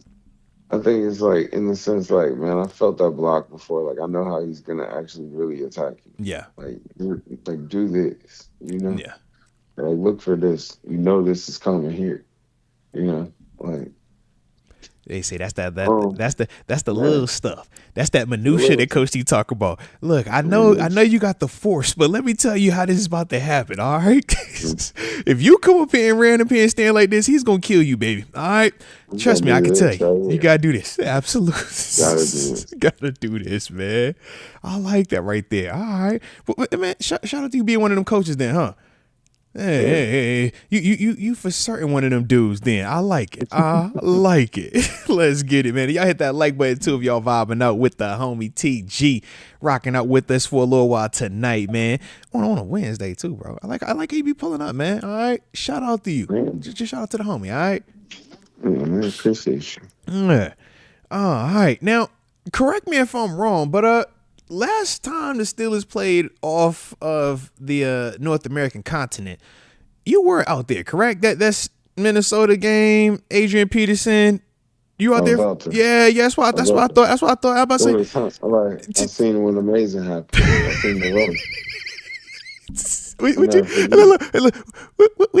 For the people that don't remember, tell them what you seen out there, T. Tell them what you seen out there, man. Set the scene for him real quick. He got the handoff. He stiff arm Ziggy. While he was mid stiff arm of Ziggy, he was jumping over it because Ike tried to slice him. He jumped over Ike. He kind of, I'll never forget. He kind of stuttered LT, and he turned it on. RC had the aim. He turned it on RC, and I was like, "Well, that was amazing." Like, these are all really good tactics. And these are like, that was amazing. Hey, look, good old Adrian Peterson, baby. Hey, everybody has a story. Everybody remembers. Hey. He said, "Yo, I see greatness." But yeah, man. So that lady on first touchdown, I remember. Bounced outside, did the little flip in there. Hey, look, shoot. Went down. Obviously, I'm in Buffalo during that time frame, but I remember seeing the audio clip showing Coach T after L Bill scores. He's like, "Yeah, we got us our running back.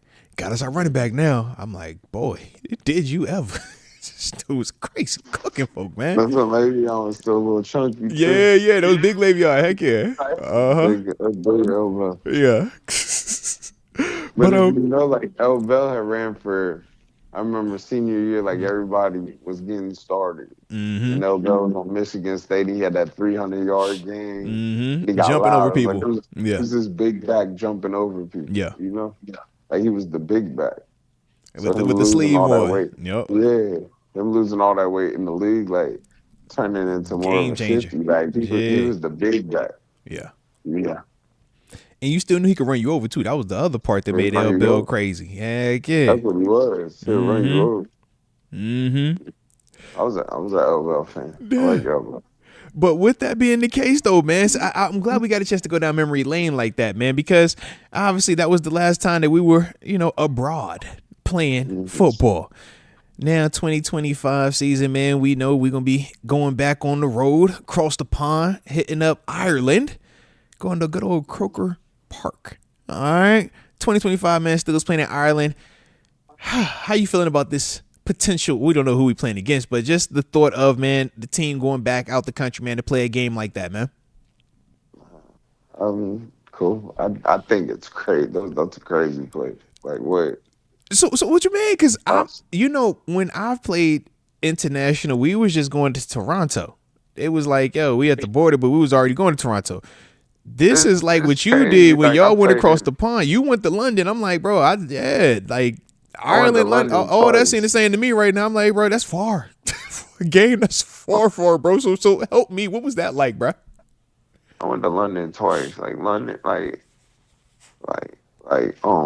you go the these second time with? games are Washington. Oh man, all So, right.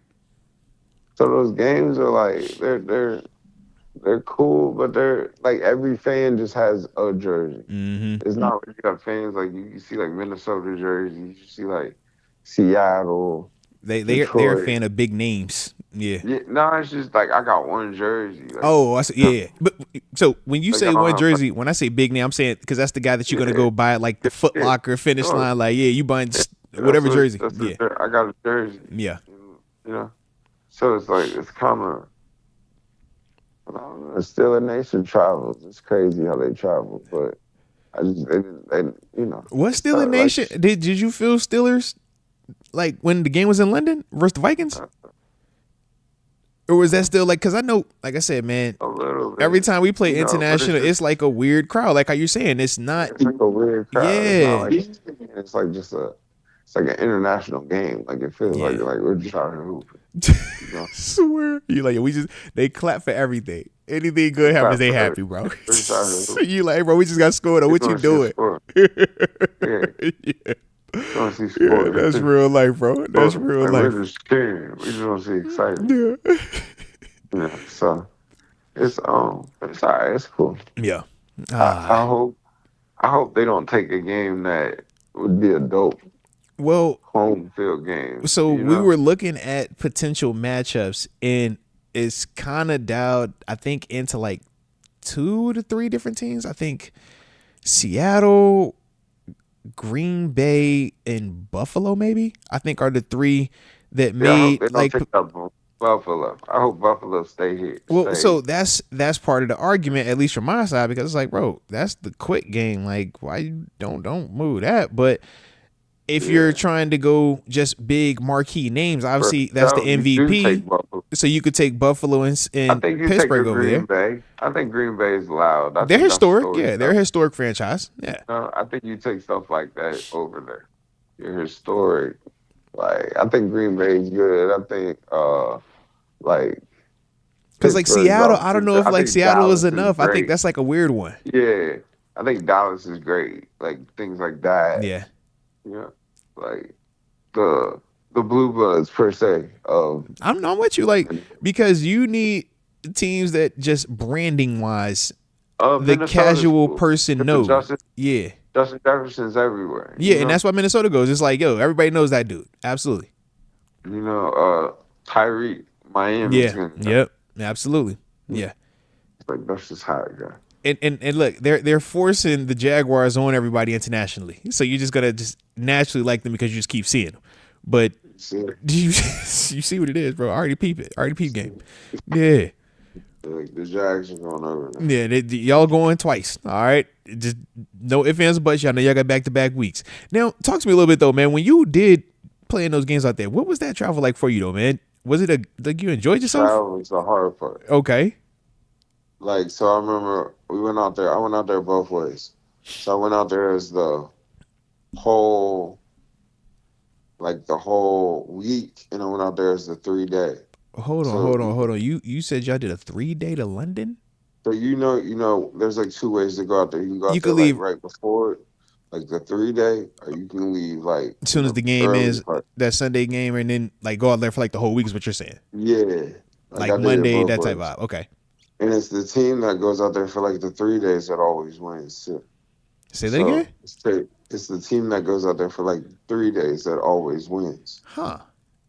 Yeah. That's interesting. Yeah, you gotta look at it. Okay. So, but it's all right. It's all right.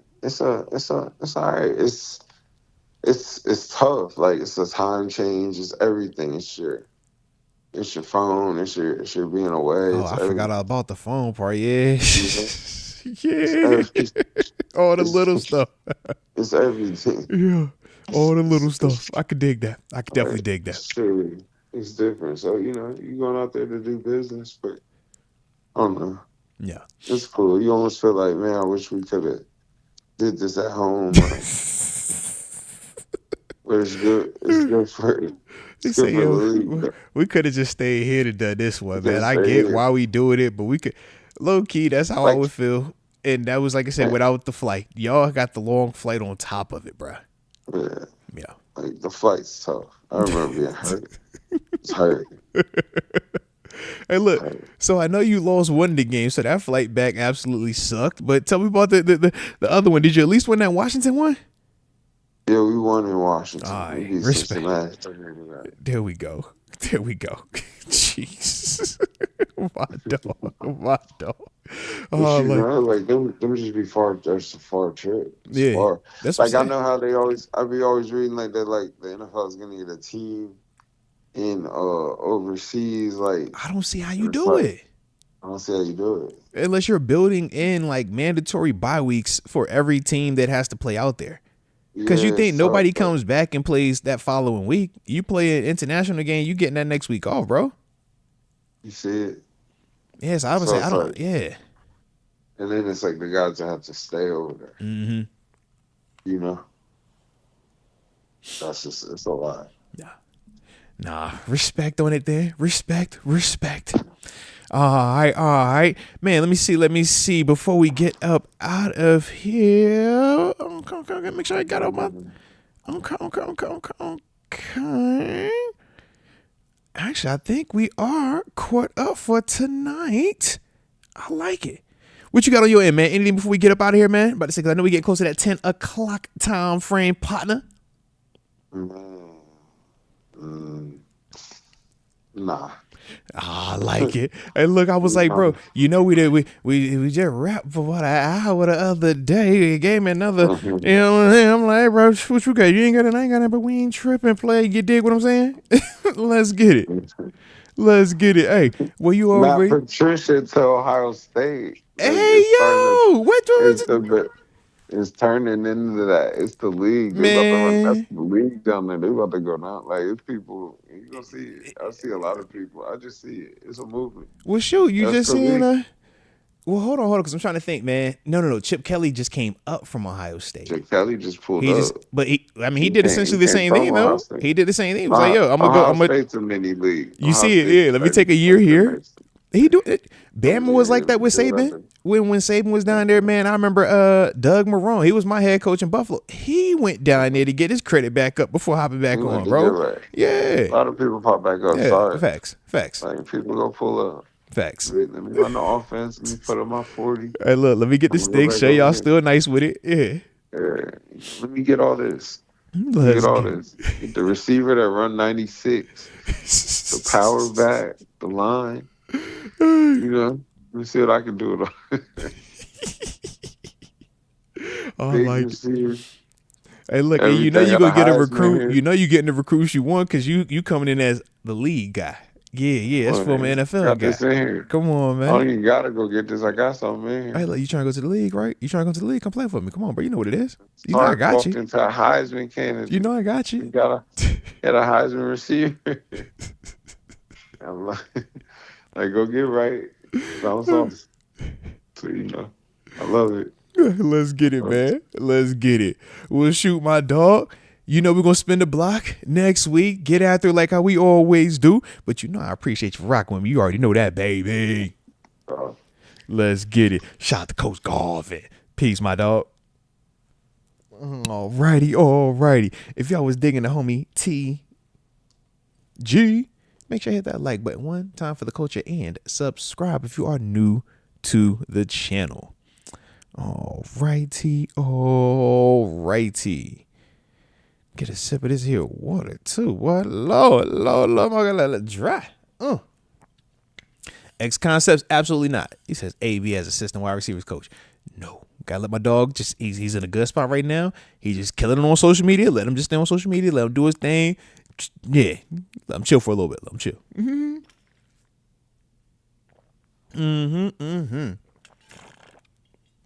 Man, I'm about to be finishing my water in here too, man. It's crazy. It's all good. We on to the back end anyways. Alrighty. Let's see. Ooh, Flow Grown 420. Says Moats, what you think about Ali Gordon II? I have to watch him a lot more. Briefly though, I thought he was good, man. That smooth runner. Do like his explosiveness with it, but to me, I just gotta watch a lot more of him. I have not watched him enough to like give like that hard breakdown, but I do feel like he is a good player. I do feel like he's somebody that is worth the conversation. I think he's somebody that could potentially help us out. I don't know if he's necessarily the guy that if I'm moving on from Najee and I'm pairing him with a Jaylen Warren, I feel the best about. But at the same time, I just got to go back and watch more of him. He is on my list, though. Trust me, he's on my list. All right. Alrighty. Shoot, man. Why I got this thing set up? I'm trying to. Let me see. Where do we want to go, man? I'm so daggone thirsty. I couldn't even think where I wanted to go just yet, man. All right. Give me a second here.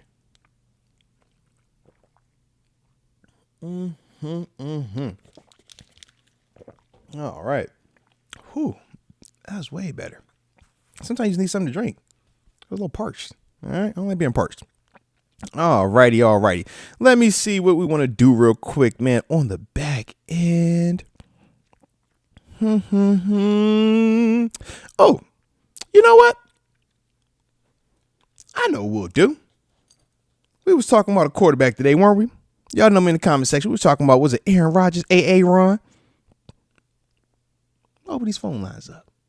What y'all want to do at quarterback? Let's have a little fun tonight, all right? We got some time tonight. Let me pull this thing up real quick, man. I mean, if y'all want to. Now, if y'all don't want to do the phone lines, y'all let me know that as well in the comment section, all right?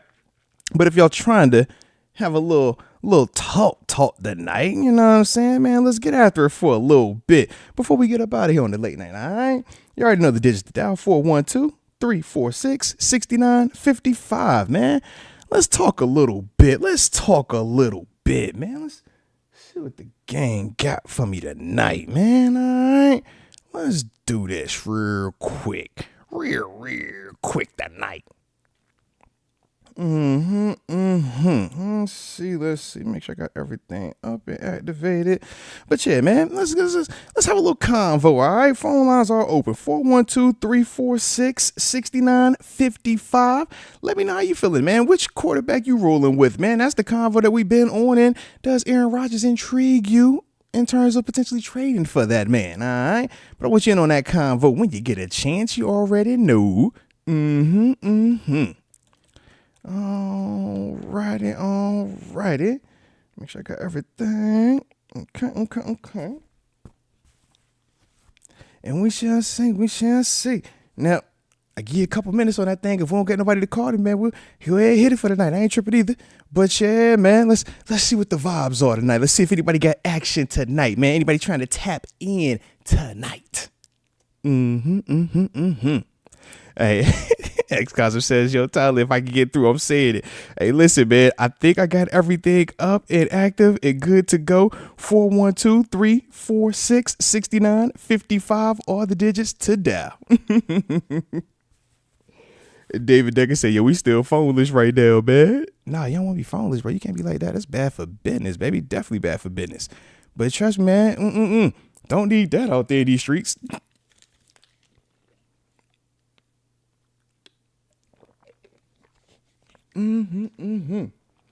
All right. Well, shoot. Looking like, man, we ain't got nobody gonna hit me up. All right. Ain't nothing wrong with that, baby. Ain't nothing wrong with that one there, man. We go, give it one more minute, man, before I shut them lines back there. And then we hit the thing for the night, baby. You know, we could be all good. Oh, all right. Never mind. Got a call coming in. Oh, got a couple coming in. All right. Oh, my drink tripping. Hold on. Let me get this right real quick. All right. I definitely saw these calls come in. For some reason, no, it did not ring. Let me get y'all right real quick. Make sure I ain't set tripping. But I said, because I thought I was set tripping. If I was like, yo, man, nobody gonna hit the line? Nah, y'all was hitting the line. The joint ain't opening up, though. All right. Dang, might be technology being technical. I should just call y'all back because I seen a couple of. All right. I'm going to call this number back because I definitely seen like 4 or 5 people that called, man. We got to see what's going on, bro. Let's find out what's going on with the hotline, bro. Why this thing tripping tonight? Got to give it the good old fashioned close it and open it back up, all right? I was about to say I did see y'all call though. Heck yeah. I know I wasn't tripping. Yeah. All right. Let's try this thing again.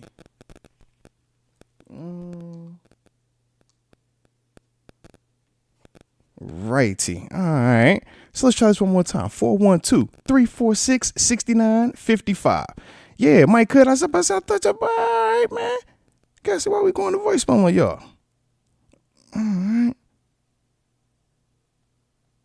I probably got on my do not disturb or something, man. Hold on. I'm about to call this person back. We about to find out who just called me.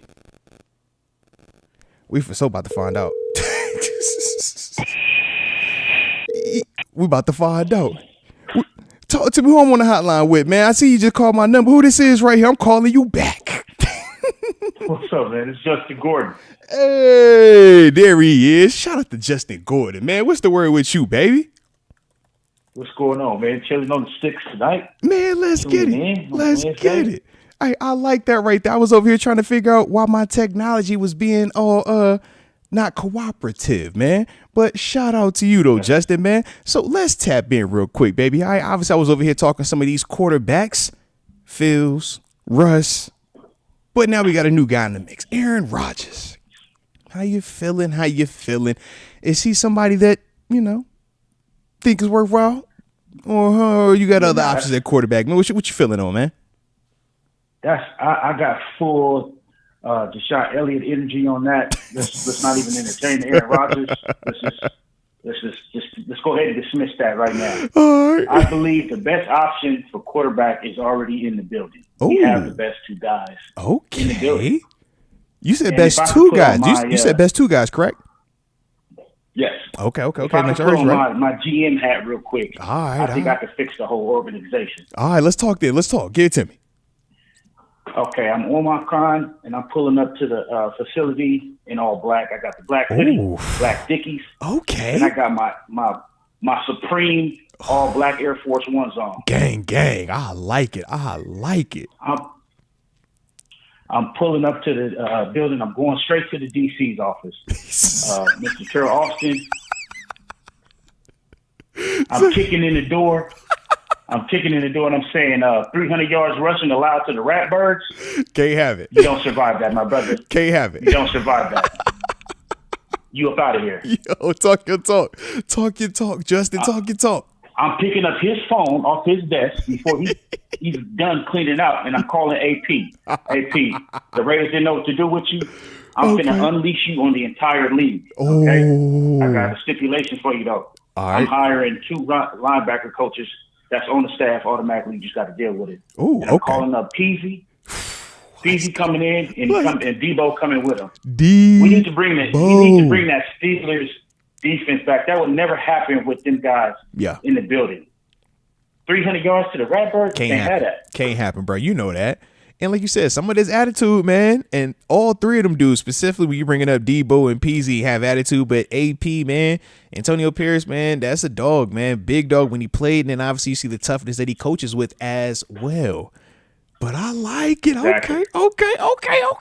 I see what you want, Justin. I see what you want. The defense. I got that all going on. All right. Now we got to go to the other side. Take me to the other side of the ball. Okay. I'm going to the quarterback room right now. I'm going to take my right hand and my index finger, my middle finger, my thumb. I'm going to grab Allen by the arm, escort him out the room. Just go ahead. He got to go. I'm going to give him the 3-finger escort out the door. All right. I'm going to shut the door behind me, and I'm calling that I'm going to talk to Russ first. Look here, Russ. Okay. I got 3 years, $120 million. Ooh. Only $75 million of that money is guaranteed. Ooh, make them earn. I'm going to pay you $10 million in a signing bonus. I'm going to give you like 20 in the season. Okay. And this is going to be your ride off into the sunset deal. Okay. Yeah, talk your talk, boom. Justin. And there's no negotiation. I'm not talking to no agents. Here's the pen, sign the paperwork. Hey, he said, listen, take it or leave it. Yeah. Mr. Fields, I got $30 million for you over the next 3 years. You're going to be his backup. Okay. You're going to learn the game. You're going to learn how to pass the ball. Okay. And the moment that he falters, you got the keys. Just sit here and develop and get right. And y'all can stand in the building. That conversation's over. I'm keeping both of the guys. Okay. I like your approach, bro. I like your approach a lot, Justin. I think that could actually work. I think it could work. I like how you did the numbers too. I'm not spending $55 million for sunshine down in Jacksonville. What we doing with that? Y'all tripping. Sunshine. Come on, man. He got that good hair though, bro. You know he got the long locks, man. Everybody love the long locks on Trevor now. Nah. Yeah, nah. I'm gonna keep the quarterback room as is with $30 million, and we good. Respect. I'm going down to the running back room now. I'm about to say while we here, how you feel about that room? Yeah. I'm about to fix the whole roster right now.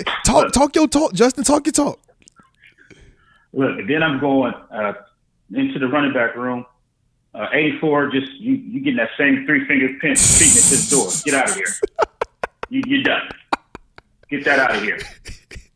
84 be catching all the strays, man. God. Najee, I got 4 years, $48 million. Hey, that works. $28 million of it is guaranteed. That works. $28 million guaranteed. Yeah. All right. I believe in you. I think you're the guy that we drafted you to be. Mm-hmm. If you give me 1,400 yards on the ground plus 10 touchdowns, that $9 million this year is gonna go to 12. Oh, okay. I see how you incentivize. Show me the guy though. You gotta show 1,400 plus yards and 10 touchdowns. We're going to 12 million a year. Okay. Be one of them. Jalen. Not Jalen. Yeah. Warren.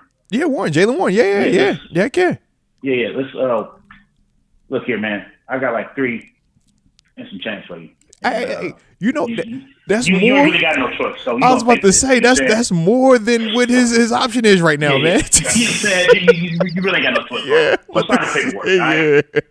Yeah. Do you want to play football or not? With this running back room, I got the bus and I got Fast Willie Parker. I see the combo. The new version of it. I see the combo. Boom. Then we good right there. I like it. I like that. Hey, that could cook. All right. One quick one before we go. What you doing at wide receiver then? Is GP still here? Are we trading for anything? We drafting? What's the plan? Talk to me. I'm not done. This is the next move. That's where I was going next. Going to that wide receiver room. Okay. Motion. I'm pulling up the black bandana and I'm dropping my loads down. All right, pulling the hoodie up. Let's go.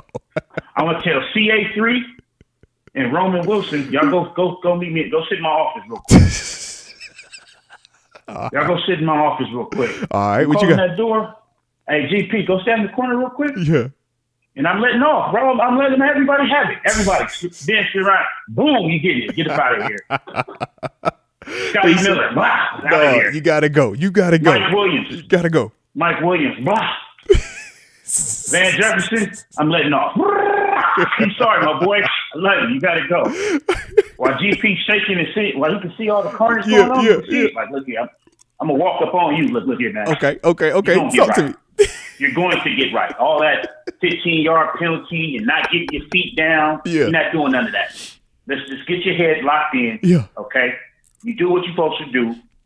I see you as a triple crown wide receiver. Oh, okay. And you come out here and produce next year. I'm gonna drop a bag on you, somewhat like Justin Fields. Okay. I mean, not Justin Fields. That Justin Jefferson. Ooh. And what? We're gonna pay you. One over there. You get paid. I'm not bringing T. Higgins in here. Okay. I'm not bringing T. Higgins in here because he's gonna cost too much money.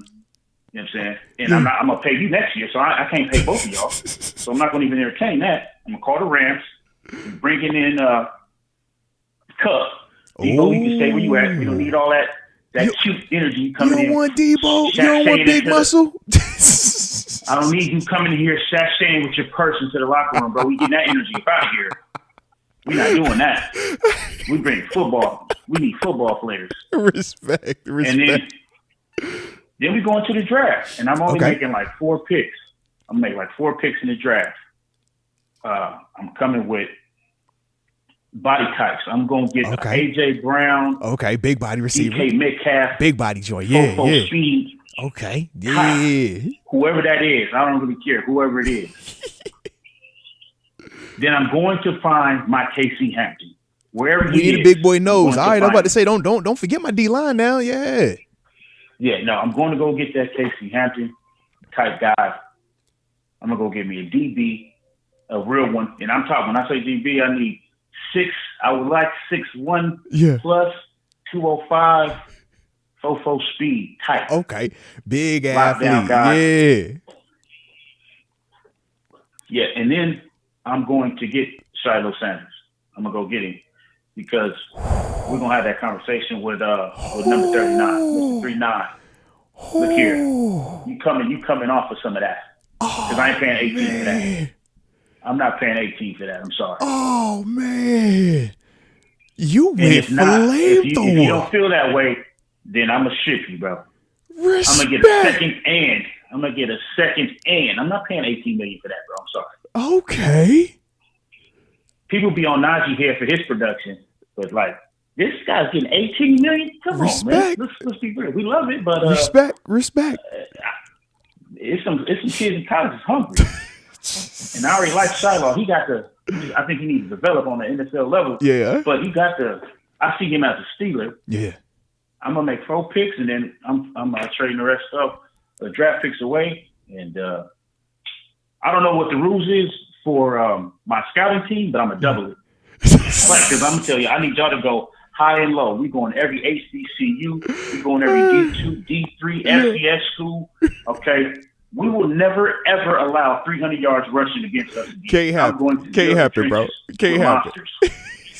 And I'm gonna find some dog. And then when it comes to spring training and all that, then it's Hunger Games with all them. Hey, get it how you live. Absolutely. Get it how you live, man. May the best man live. Last man standing, you get the job. Everybody else, go find you a new place to work. I like your energy, baby. I like it. Yeah. Hey, Justin. And then it's fixed. Let's go. You all right with me, man. You all right with me. I like your style, baby. All right. So, man, what you getting into, man, for the rest of the night, man, before we get up out of here, bro? Nah, that's just, I'm just on the sticks, man. I'm chilling. My son is he's done with the homework and all that. He's good. Dad life, man. Love to hear that right there. Hey, man, I appreciate you from the heart, man, rocking out with the show the way that you do too. All right. Yeah, I love the show, love the chat, man. There's good energy in there. I appreciate everybody in the chat. I love reading it live. It's a good vibe, man. No, respect on that, man. We're gonna have to keep this thing going, then, baby. You already know. All right. All right. All right. Shout out to you, man. Appreciate you again. All right. Peace. No problem. All right. Well, shoot, man, we're going to try to see if I can get this technology to work right. Otherwise, I'm going to call somebody else right the back.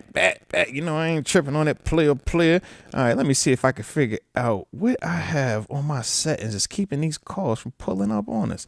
But either way, man, you already know the drill.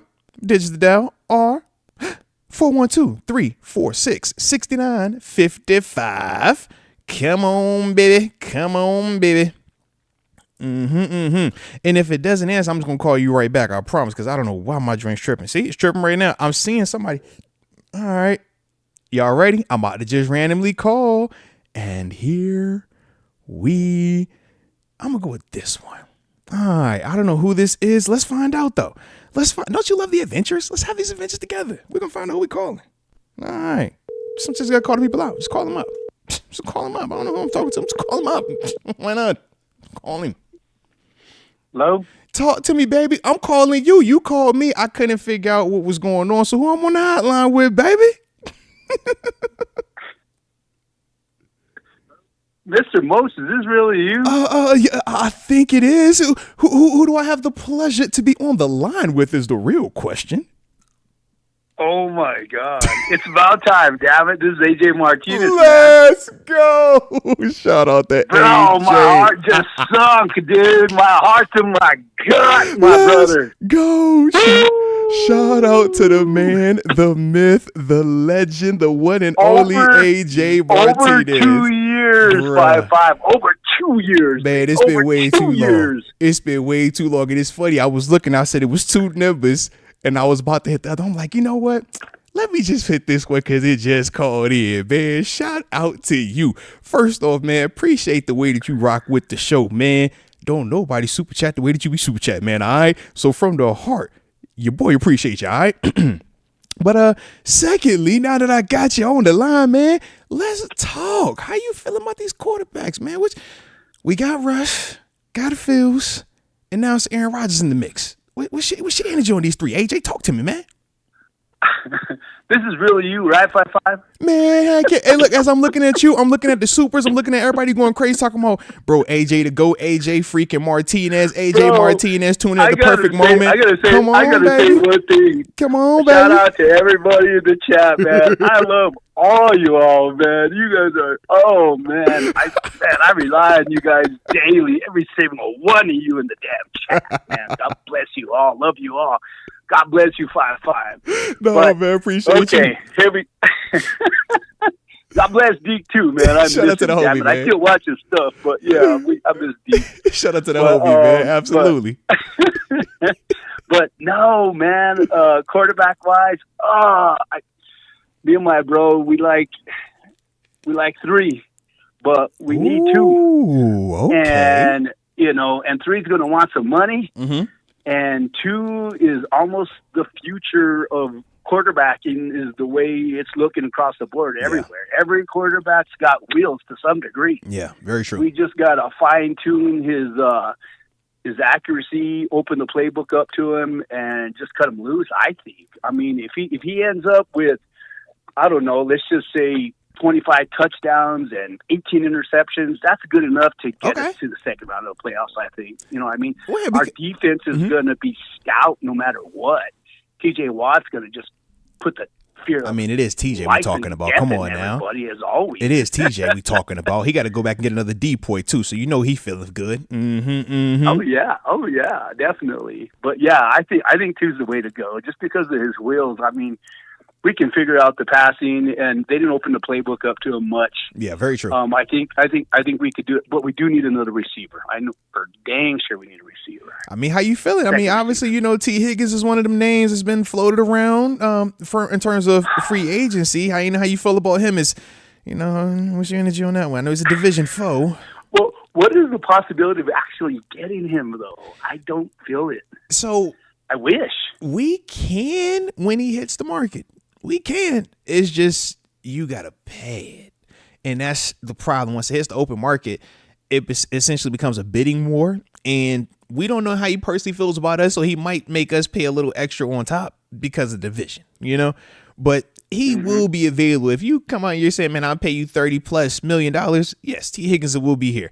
But how do you feel about paying a T. Higgins $30+ million if you don't think he can truly be that guy for 17+ games and, be your bona fide wide receiver 1? If you don't think he's that, then yeah, I ain't sending that money that way. You know what I mean? Yeah, it won't work out because we got our number 1. Yeah. That's what I was like, number 1's going to GP need some is GP, money man. In the future. Yeah. I don't see it working out financially. Yeah. I was about to say, because you're talking about having to pay 2 receivers. Then by then, either Justin Fields or Russ is into the second year of whatever, or actually we'll be in the first year. Whatever. No, they'll be in the second year by the time we pay GP in this convo. So now that's a lot of money that's allocated on offense. So now we're looking at, all right, which defensive big money dude are we moving off of? Is that a Minka, a TJ, a Highsmith, a Cam? You know what I mean? Like that is how that ripple effect starts to happen off of it. So I could definitely see yes, what you sir. want, Absolutely. Man. I mean, we can't. If we're going to pay our defense a lot, we gotta be competitive offensively. Mm-hmm. But we gotta kind of keep the numbers down if we can on the on the receiver side of it. Need to hit on one of these draft picks. That's what we need, man. Back and then just bring in even a 4th tier, if you want to use the word tier for receivers, just someone that is reliable and healthy. Yeah, because that's my thing. I'm like, you could always, in the draft, if you're trying to build it up that way, you can still get cheap production that way for the wide receiver room. But but I'm like, if we start paying a lot of people, man, that cost is going to start to impact, man, who we can keep going forward, man. So definitely going to be an interesting thing right there. But AJ, man, I'm so happy, man. We finally got a chance to connect, man, on this day online, man. Shout out to you, man. Shout out to you, man. From the heart. God bless you all, man. I love all you all. I love you guys so much. I'm like, yo, man, thank you. You're the greatest 5'5". You are the greatest. No, man, I appreciate you from the heart, man. Nothing but love. You already know that, AJ. TG too, man, and everybody in the chat. I love you all, man. You guys are wonderful, wonderful people, and one day I will go to Pittsburgh and I'll meet you all somehow. Hey, no, big facts, man. Big facts. Like I said, you pull up to the game, man. You let me know. I'm pulling up. All right, I gotta find you, man. All right, but shout out to you, man. I'll be there. I'll be sure to let everybody know in the chat, man. Let's get it. Let's get it, man. Shout out to you, man. Appreciate you again for rocking with me tonight, man. All right. Hey, God bless you all, man. God bless you too, 5-5. You have a great one, brother. No doubt, baby. Peace. Shout out, man. We got AJ Martinez, man. That's how you gonna end it, man. If we're gonna end it on a call, that's the call you ended on right there. Shout out to the homie AJ Martinez. Y'all hit that like button one time for the coach, and don't forget to subscribe either if you are new to the channel. Man, oh man, refreshing. Man, like I said, AJ been around forever.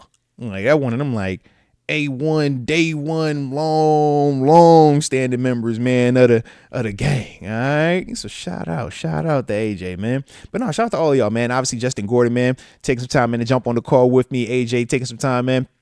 We would have had more time if I would have figured out what was going on with the technology. But good thing is this, man, I could call y'all. All right. So as we continue to progress, obviously tomorrow, like I said, that's the big phone line day. So with that, if we're still having issues where y'all can't just call me and it's not ringing, I'm going to do like I just did tonight. I'm going to start calling y'all folk back. All right. But either way, hopefully y'all enjoyed it, man. I see the homie Joy Weaver. He says scripted.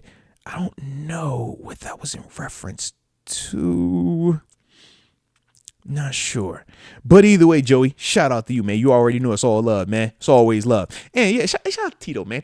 Hey, man, pulling up my pivot game over there, man. Hey, look, man, I was trying to quarterback that thing through. Where there's a will, there's a way. All right. But shout out to y'all, man. The show is only a show because the way y'all rock with it, man. So I appreciate the heck out of every one of y'all, man, that taps in, whether it's the live, whether it's the recorded, whether it's the clips, or for the audio only crowd as well. You know, I got love for y'all too, man. But with that being the case, y'all stay safe out there. Tomorrow's show, like I said, right now, the plan is for it to be at 4:00, like normal time frame on Thursdays.